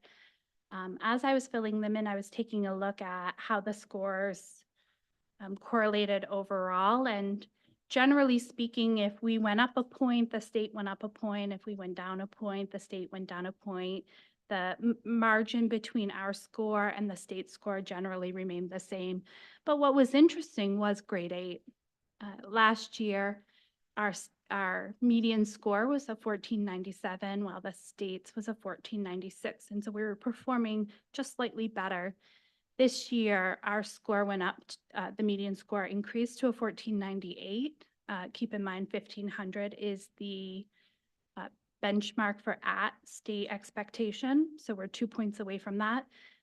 While the state did go down to a 1495, which is why you don't see a blue, because it's at that baseline. So this is one area where we did see an increase for us, while the state overall did see a decrease. So that's interesting to consider. Along with that, though, is we have enough data now to start looking at, okay, what in the curriculum might help us address and impact these scores positively in order to see some change toward state expectation. And so I'm very excited that the middle school math team came to me before I could even go to them and said, we'd like to look at our alignment 6 to 8. And they put together their own team to do curriculum work in just a couple of weeks. So we're going to sit down and take a look at how the progression of lessons aligns to the standards to ensure kids are getting lots of experience in each of the substandard areas in order to address those on the assessment. If you pick up a program, a lesson book, you often know with math, there are certain subjects they put toward the end of the book. Geometry is a classic one. Kids seem to never get to it. And then, they got to it in May, the test is taken in May. They don't address those standards until the next year again. It doesn't ever quite sync up. And so geometry is classically an area that's low. So we're looking at that to see how can we rearrange some of the lessons and then take a look at the scores again next year to see if we're able to positively impact those. Any questions about those kind of preliminary assessment? Anybody have any questions? I mean, I have 5, so maybe I'll just go with 1. Okay, so if I want to be sure that I'm understanding clearly what you're saying. First off, thank you. I just have to tell you, I really appreciate listening to you. I find you very well informed and very informative, and I really, really appreciate it when you speak to us. So thank you, number 1. You're welcome. Okay, so I want to be sure I'm going to say this correctly. If I'm looking at grade 7, 2023, those are the grade, I'm sorry, if I'm looking at grade 8, 2023, which is on slide 43, those are the grade 9, 2024, yes? Yes. Okay, so while at first blush, it's concerning, right, that the numbers are what they are. If I look from slide 43 to 44, it looks like there might have been some improvement in the math. Is that an accurate statement? Well, we're not comparing the same group of kids because this assessment is done by our 10th graders. So we'll see those 8th graders again next year. And when I spoke with you at the workshop, what I shared with you is that one of our wonders, and because this test has only been taken now twice and we don't have a lot of information behind it, we're staying very low, right, on the level of inference. But one of our initial wonders is, our kids go into 8th grade and quite a few of them take an algebra course and some take a geometry course. So they're taking a very specific course, while the 8th grade standards address all of the subscore areas because it's aligned to the main learning results. They get experience with those standards again in 9th grade and 10th grade. And by the time they take the 10th grade exam, they have a broader base of learning again, right? Because they've taken now 3 specific courses. So there's some curiosity there, but we won't be able to see those 8th graders as a class again until next year. Okay, got it. So is there, well, then I guess is there a worry that the numbers have don't look as favorable perhaps for the high school math, or no correlation at all? I would say right now there's no correlation at all because this is 2 Okay. cohorts of students we haven't seen perform on this assessment yet. Can you go back 1 slide, please? So what we're really looking at, if you look at grade 7, 2023 and grade 8, 2024, that's the same Same class, kids. right? And so this is where we need to look at our curriculum to make sure that our curriculum isn't the piece that's impacting our students. The fact that they're performing similar to the state does indicate that it could also be the assessment to some degree as well, right? The difficulty level of the assessment questions or the material itself. But because we've only taken this twice, I think that's really hard to judge. So the first thing we can do and what is in our control is to take a look at our curriculum and make some adjustments and see how that might impact the assessment scores. Have you found anything in the curriculum review thus far that would indicate there might be a change necessary? I don't think there's anything specific. I think one of the questions the educators have is our the timing of when we teach things out of alignment. So a great example is that our students cover the algebra standards in 7th grade toward the beginning of the year and then move into more of the statistics standards. But then most of them, quite a few of the population go into an algebra class. And so there's quite a bit of heavy reteaching at the beginning of the year because it's been months since they've had some practice with those standards. So we're looking at realigning some of that work so that as kids are exiting 7th grade, they'll have spent more time again with the algebra standards, so they're better prepared in the 8th grade year and might be able to tackle a greater breadth of content because they don't have to do as much review to prepare for the algebra course they're taking.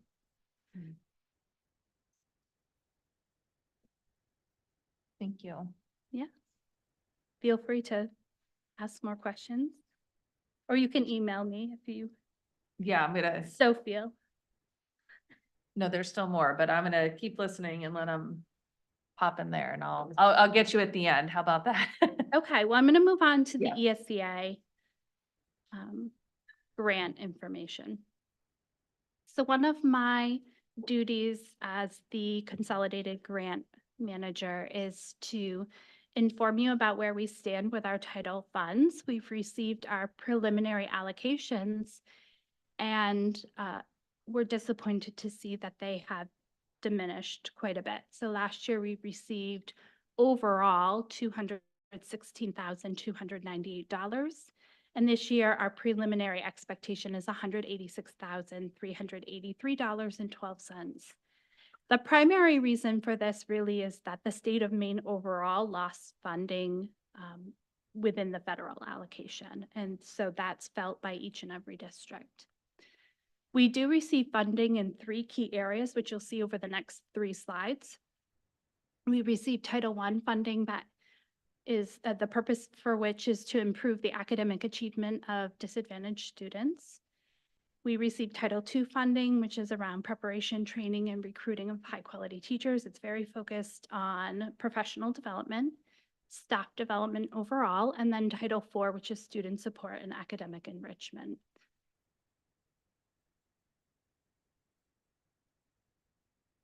These funds have very specific allocation requirements. So for Title I, they really need to be focused on services for neglected or homeless students, for parent and family engagement, and equitable services for eligible private schools. Our project has been for the last couple of years to fund a literacy teacher focused on kindergartners at Blue Point, which has been our highest need school when it comes to the economically disadvantaged. We plan to continue to fund that teacher because as you saw in the iReady results, that teacher has contributed to the class of kindergartners performing well. And so we intend to use that money toward that position.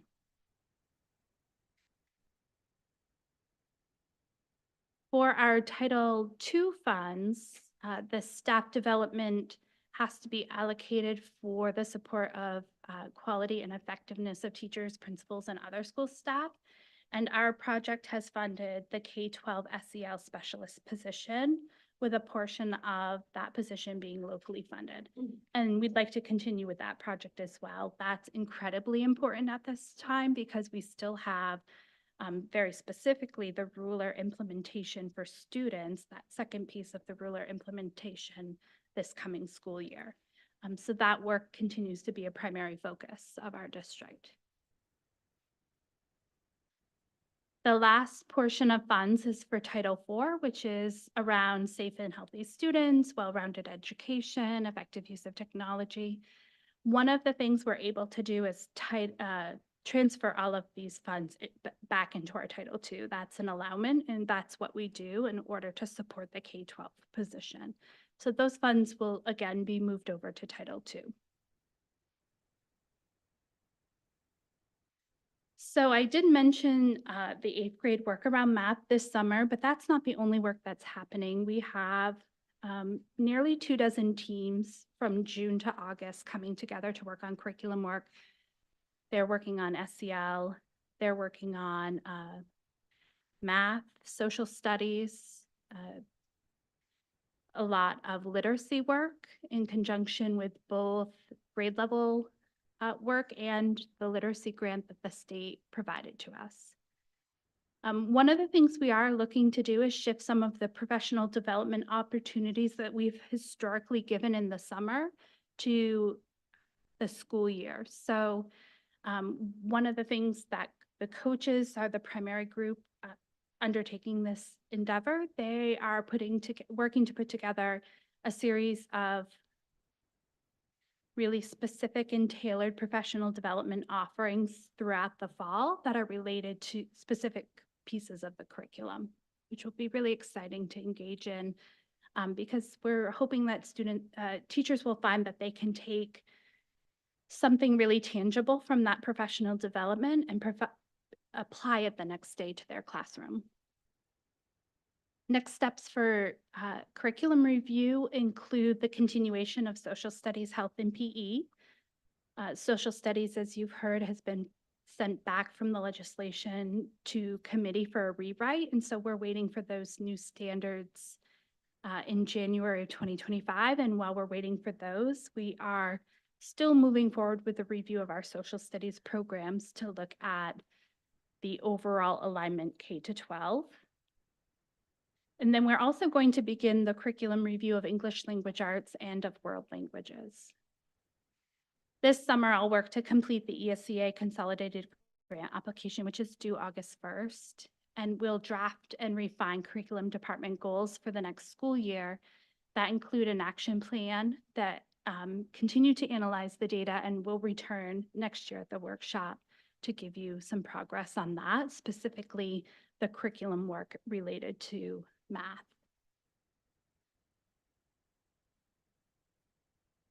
And then this is a requirement of the grant. I'd just like to state for the public that we certainly welcome your feedback. Public comment for this grant can happen by phone call and email as well. So if you've heard something tonight you'd like to comment on or would like to offer a suggestion that we should consider in order to improve our academics here at Scarborough, please feel free to reach out to me at the phone number or the email address on the screen. That's what I have for you tonight. Thank you so much, Katie. All right, are there any questions?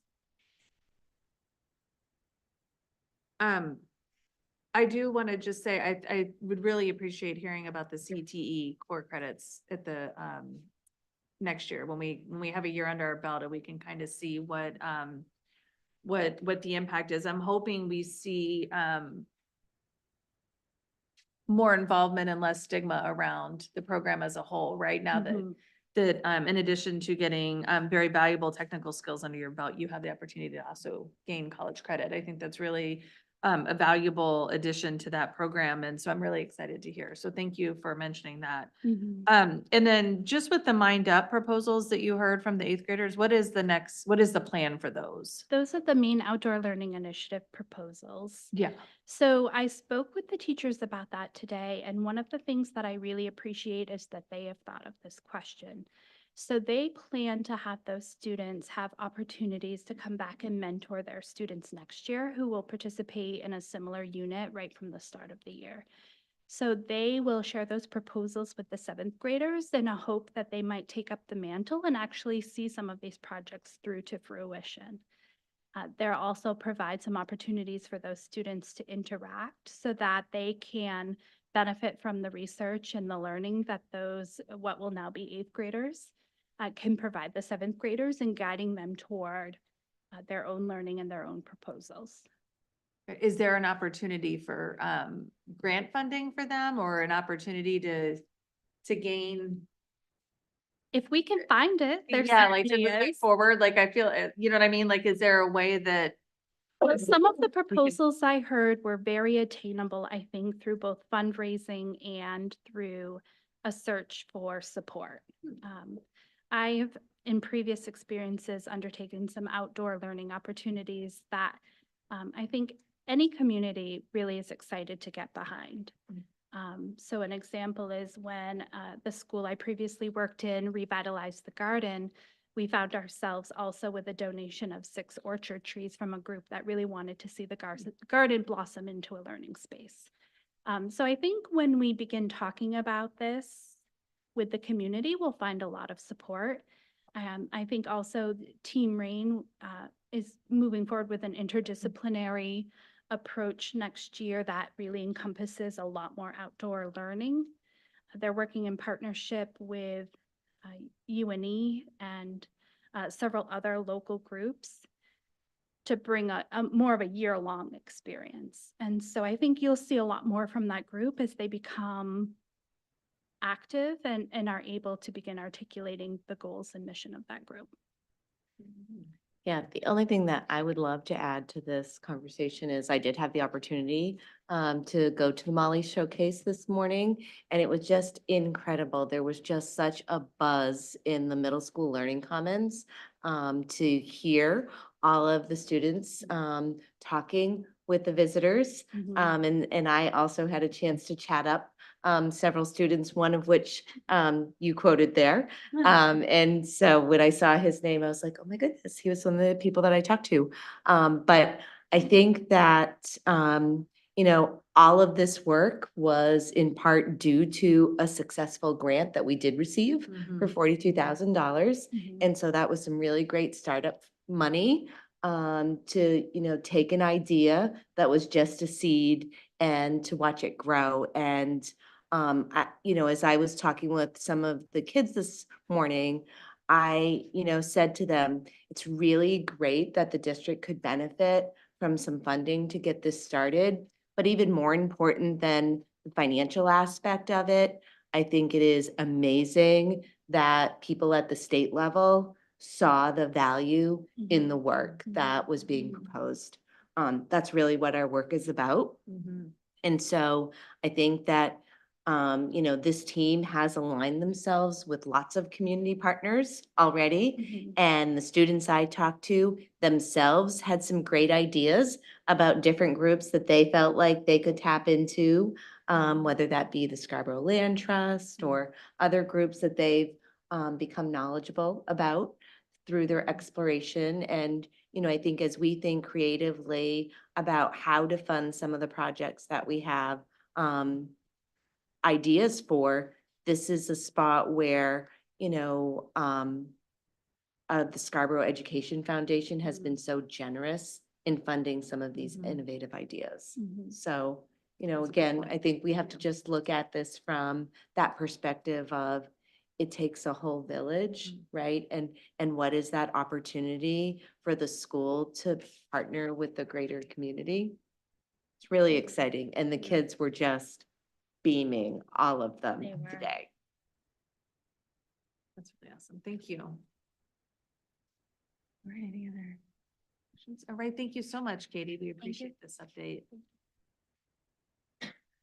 All right, agenda item 15.0 is continuing business. 15.1 is a recommendation for town council to fill the school board vacancy. As a reminder, we have a vacancy that was effective May 15th.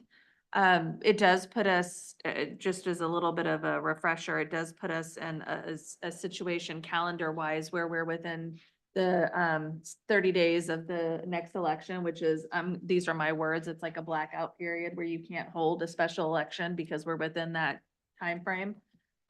So you're really looking at holding something after the June, if we were to go the route of a special election, holding something after the June election, with the knowledge that the November election is coming right around the corner. So at the end of the day, the decision to fill the seat actually rests with the town council. But if you recall, when we worked on the charter language, we actually asked them to put in their language that we would make a recommendation, and they agreed to, and now we have the opportunity to actually utilize that piece of the charter. So we can provide a recommendation for what we would like to see happen to the town council. So I just wanted to open up discussion around that. So if we were to hold a special election, knowing that it has to occur after the June election, the town would need time to advertise the position, open up the opportunity for people to pull papers, allow time for ballots to be printed. I presume an election would be August at the very, very earliest, more likely September. Seems more reasonable, just given all the steps that have to happen. And again, there is an election in November. So, well, first, are there any thoughts on an idea for a recommendation? It would be really helpful just to lay out all the options so that we know sort of what the considerations are. So like one, I think what you just suggested would be one recommendation could be that we hold a special election. And we think the timing of that would be the end of summer, start of the school Yep. year-ish. Yep. Another option, as I understand it, would be to allow the vacancy to last until the November. Just Yes. recommend no action. Yes. So there would be no action taken. We would recommend no action until November. And then in November, when the general election, the presidential election, Senate, the local elections that are happening, when those occur, we could run a school board election at that time. And then my third question is, how is this different? Because we have obviously, we had a vacancy earlier on and Leanne joined us. This is different under the charter, as I understand, just so that we're really clear about why this is different. We don't have the option in the charter because of the timing of the election, as I understand it, to go ahead and appoint somebody in the interim. So that's not available to us. No, that's not available to us. I just want to make sure we Yeah. lay out all the options that we could, that are on the Yeah, table. absolutely. And thank you for that. Yeah, it essentially, to me, looks like it comes down to, do we want to recommend holding a special election, most likely the end of the summer? Or do we want to ask or recommend that we hold off until November? Yeah, go ahead, John. And, okay, and this is an election that the town pays for. That is correct. Okay, and with where they're asking us to cut the budget rather than add to the budget, I don't see that as something that they're gonna just say, you know what, I mean, especially, what is it gonna be, $5,000 or $6,000 or something in that neighborhood? Or to have something, then we're gonna have another election within 2 months. It doesn't, to me, I mean, if I were them, I would be like, no. Just my 2 cents. Yeah, thank you, John. Yeah, go ahead, Leanne. I'd recommend waiting until November as well. That's gonna give folks enough time to get interest drummed up. Trying to find somebody over the summer for an August, it's gonna be tough. This is gonna give you that runway. It's more cost effective, to John's point. Incurring the cost of a secondary election just doesn't seem appropriate. The only thing that I will say is gonna be tough. It's gonna mean folks are gonna carry an extra load for a while. But it would be the best thing to do, I think. Thank you, Leanne. I agree with going with November. I just think that the end of the summer is such a hard time. And it's gaining us such a small amount of time that I just I don't see the benefit to spending that money and then, putting people out over the summer is, I would like to make sure we get the best available people. So waiting till November makes sense. I would also agree, waiting until November. I mean, part of the reason why we wanted it, why we changed it up to have it in June is so that way someone could come in before November. But I think it just, we've done it before. We've all done it before where we just hop in November and things are there. But I think this is just too short of a time frame to generate interest. So I think waiting till November would make the most sense and would be the most cost effective. You're good. Yeah, I don't have anything to add. I agree with what everyone said. Yeah, and I'm the same. I agree with everything said. The other thing is that's, I think we're still struggling. When I say struggling, I mean, for people to remember that the board has moved to June, right? And so people still haven't quite wrapped their heads around that they're voting for board members in June, because this will be the first time. So, I don't know that they would even if we held a special election and even if we had candidates, I don't know that people would know, it wouldn't resonate with them to show up to vote. November is a huge election. I feel like there will be more interest just virtue of what's going on, politically at that time. So, it seems like we're all in agreement. So I will, there's no objections, I will, let Nick know that that's our recommendation to wait until November. Okay. All right, 15.2 is the second reading of policy BBBDA, the board declared vacancy caused by absenteeism. This is the second reading and there were no comments or suggestions that were relayed to us since the first reading, but I'll just quickly, because these are actually pretty heavy hitting policies, so I'm going to take a second. So with BBBDA, which has to do with absenteeism, it puts into effect sort of a structure in the case that somebody who was a member of the board was not around. And so what it does effectively is if you have 3 unexcused, there's a process for being excused absences. If you have 2 unexcused absences, you then get a warning letter. After the 3rd unexcused absence, it allows the board to fill a seat. So there's a process by which to make your seat vacant, and then the charter would take over on how we would fill it, which, as the prior discussion would indicate, depends on the timing actually of what the process is available. But it would ensure that the board can continue functioning. We have not experienced in my memory or anyone, I think, memory on the board at a time when we had somebody just not show up for a month of meetings, which would be actually 2 months of meetings. Thankfully, I don't really want to live through that experience. But in the case that it was, we can't function if people don't show up. So that's that reason for that. There's also a second provision though, and it does not have to do with excused or unexcused. If there's 7 absences, which again would be almost a half a year of meetings. On the 8th, you'd get a warning about missing the 8th one, and then on the 9th one, there would be the ability to declare the board vacant. There's also due process. So if a member comes back after that, there's still process by which the board could choose not to declare that seat vacant. But it ensures that the board can be properly functioning. And again, let's hope we never look at this policy again until we review it, because it's been so old that we haven't dusted it off in 10 years. But it is there if we need it. So that is BBBDA. All right, thank you, Perla. Do I have a motion to approve the second reading of policy BBBDA, board declared vacancy caused by absenteeism? So moved. Second. Is there any discussion? I have a question. The 7, is that, just for people's knowledge, is that, calendar year? Is that, your whole term? Is that? The way that it's written, I believe it's term. It's not wedded to an annual, so it doesn't say in a calendar year or annually. It says 7, if you missed 7 absences. Is that, That would reset upon your reelection for it's a 3-year term. and Is that excused or not unexcused, just absence? That's absent, so it'd be 7 absences, and then you would get a letter from the chair saying, hey, in a properly functioning board, you'd hear from the chair and others before that.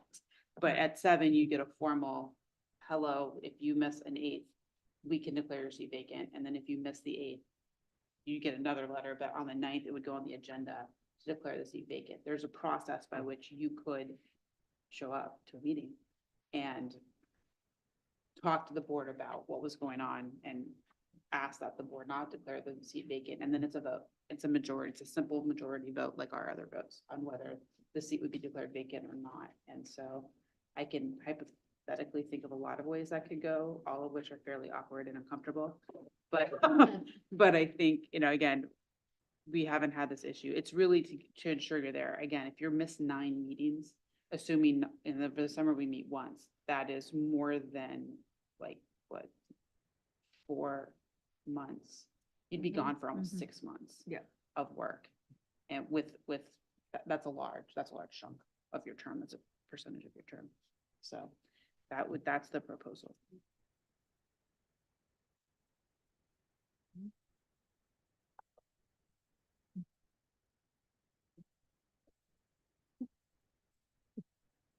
All right, there any other? I'm not making any plans, but just, it's good to know.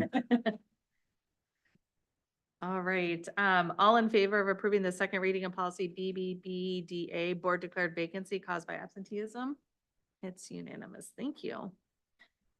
All right, agenda item 15.3 is the second reading of policy BCA, the board member code of ethics.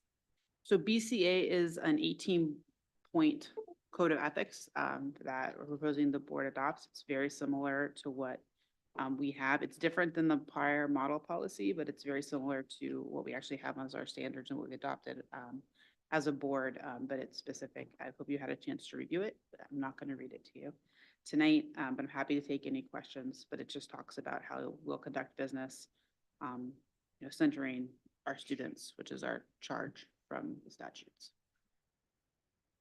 All right.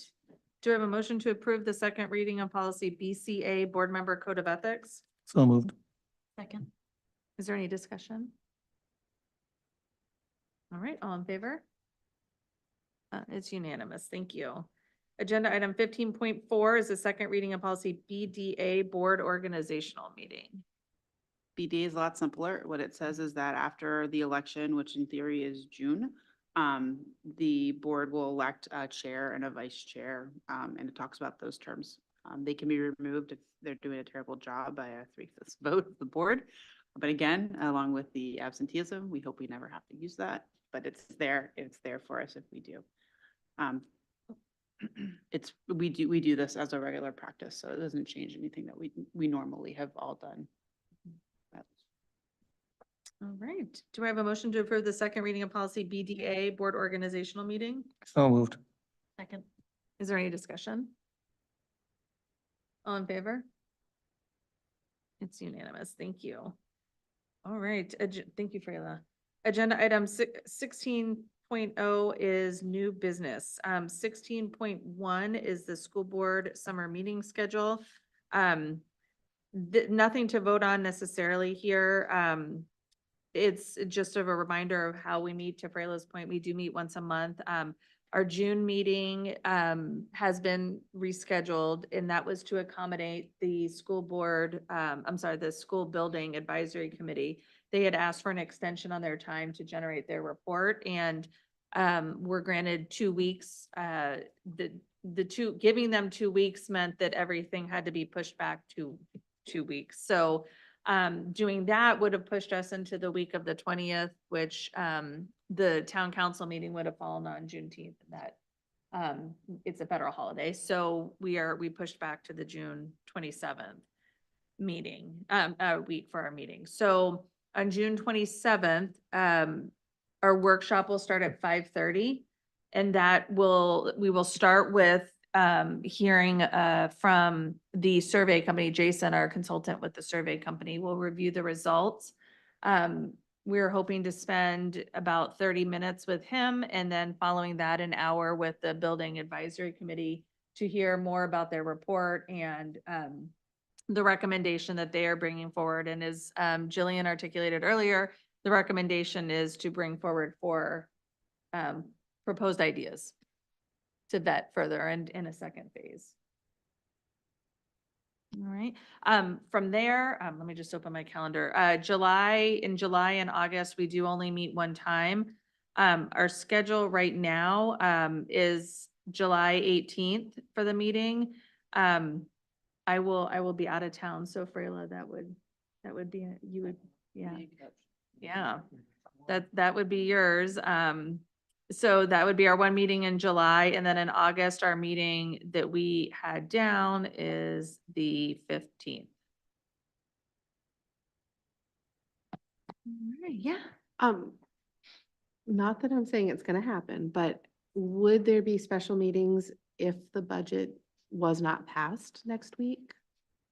So that you would be able to address that and not wait until, end of June, middle of July? Gosh, I'm just saying. you're trying to go out with a bang, aren't you? No, trying to rally everybody to tell their friends and family to get out and vote. Yeah.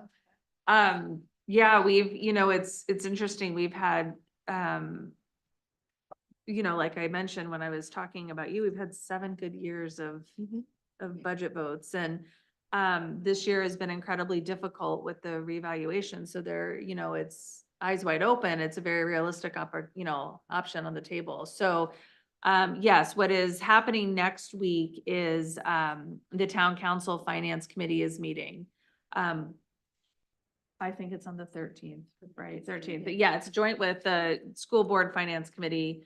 The topic, should the budget pass, the topic is to be, lessons learned. What can we do differently in the budget process next year? How can we improve? Where can we change? That type of conversation.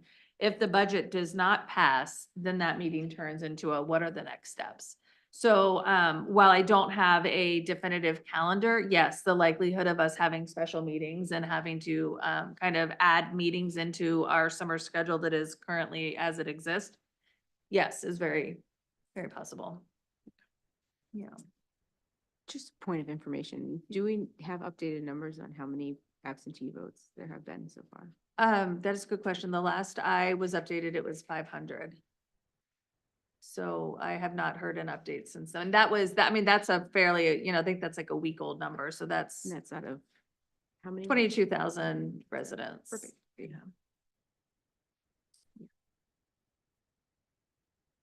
Please vote. If you can hear me. I'll be voting all day Tuesday. Yes. We can pull the slide back up and show the voting, the high school.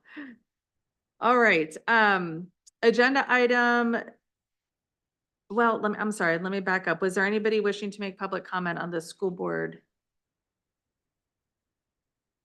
Okay, hearing none. We will move forward. Agenda item 16.2 are appointments. 16.2.1 is the assistant superintendent. So Jeff, I will turn this over to you. All right, and he's hung in here. For the long term, Raymond Grogan has been selected to fill this position due to a realignment, otherwise known as the real boss is in charge. Well, Mr. Grogan received his Bachelor's of Art in Sociology and Anthropology from St. Mary's College in Maryland and his Master's degree in Educational Leadership from the University of Southern Maine. Mr. Grogan began his leadership career at the Sanford School Department as an assistant middle school principal, and most recently has worked as the Freeport Middle School principal for the last 15 years. We are very excited for Ray to join the district as our assistant superintendent. Would you like to say a few words? Well, first, thank you very much, Ray Grogan. I'm very excited to join, Scarborough Schools, and really look forward to hitting the ground running and a lot of exciting things going on here. So I'm very excited and looking forward to it. So thank you very much for the opportunity. Thank you. All right. Do I have a motion to approve the assistant superintendent as it presented? So moved. Second. Is there any discussion? All in favor?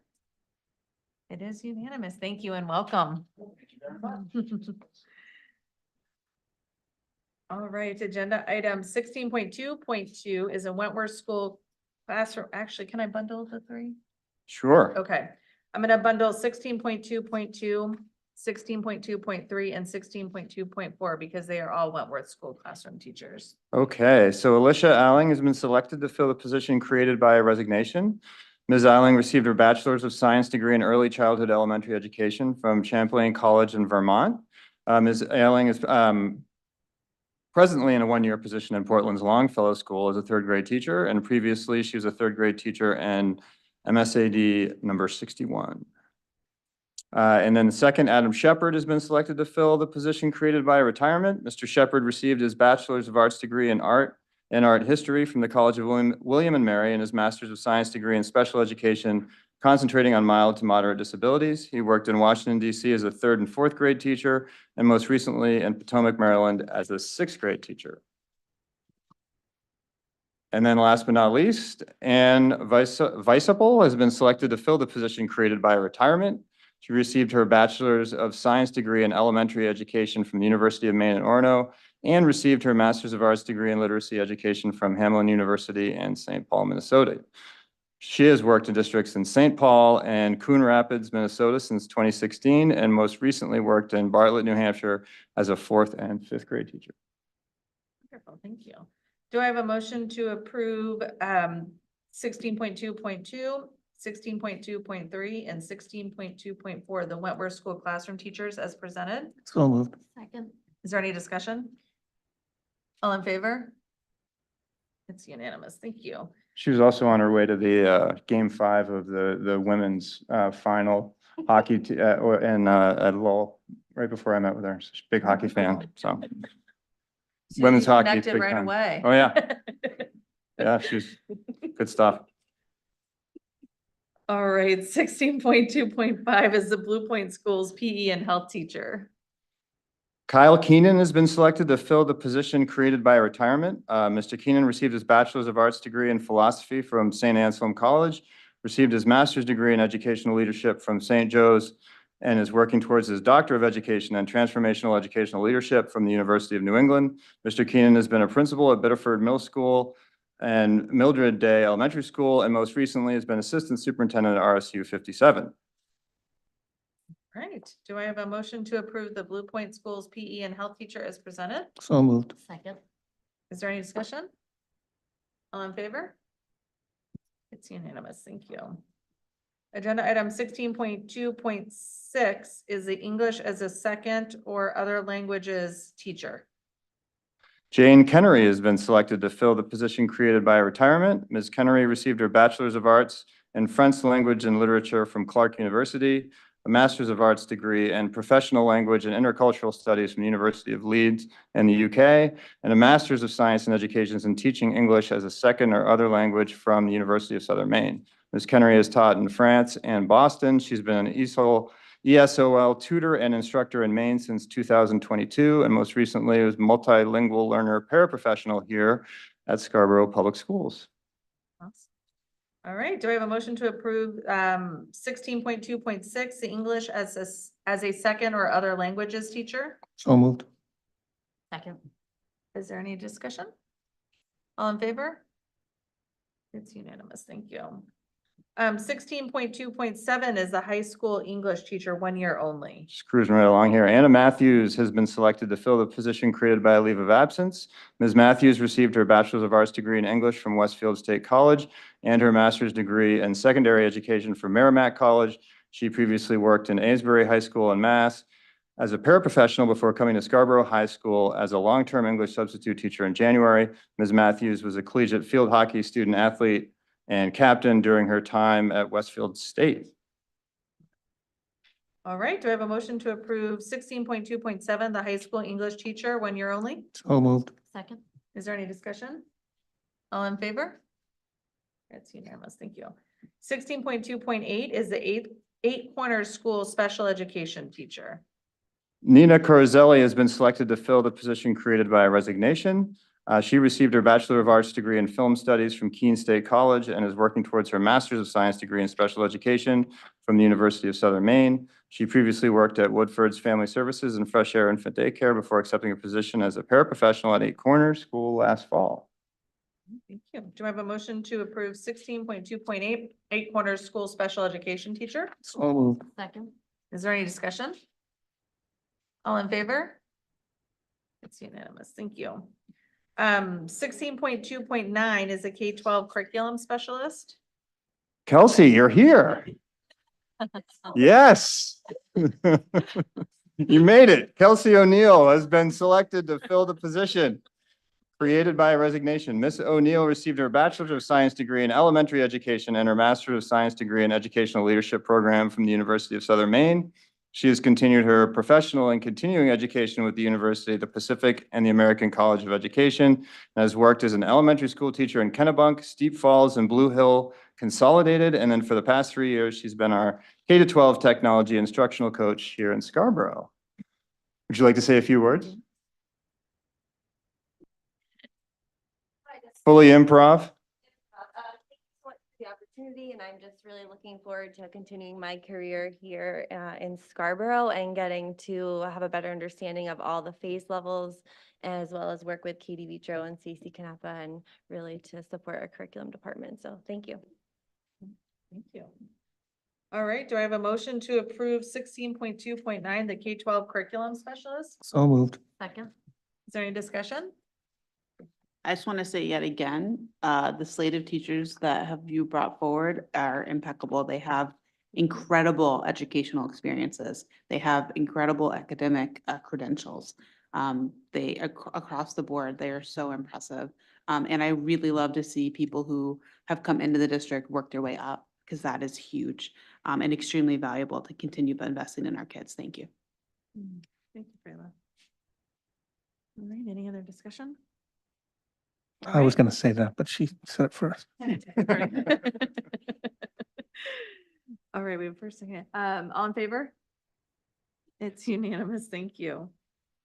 All right, congratulations. All right, agenda item 17.1 is a motion to enter into executive session pursuant to MRSA 4056D for the purpose of discussing the ESP contract to return to public session. Do I have a motion? So moved. Second. Any discussion? Yes. Yes, Yeah, you do it. I was gonna say, Given the time. we're given the time, I would like to make an amendment that we would extend beyond the 9:30 deadlines. I Yes. second that. Thank you. All right, any discussion? All in favor? All opposed? Okay, thank you. All right, so back to the initial, the original motion. Do I have a motion to enter into executive session to return to public session? So moved. Second. Any discussion? All in favor? It's unanimous. Thank you. We will return.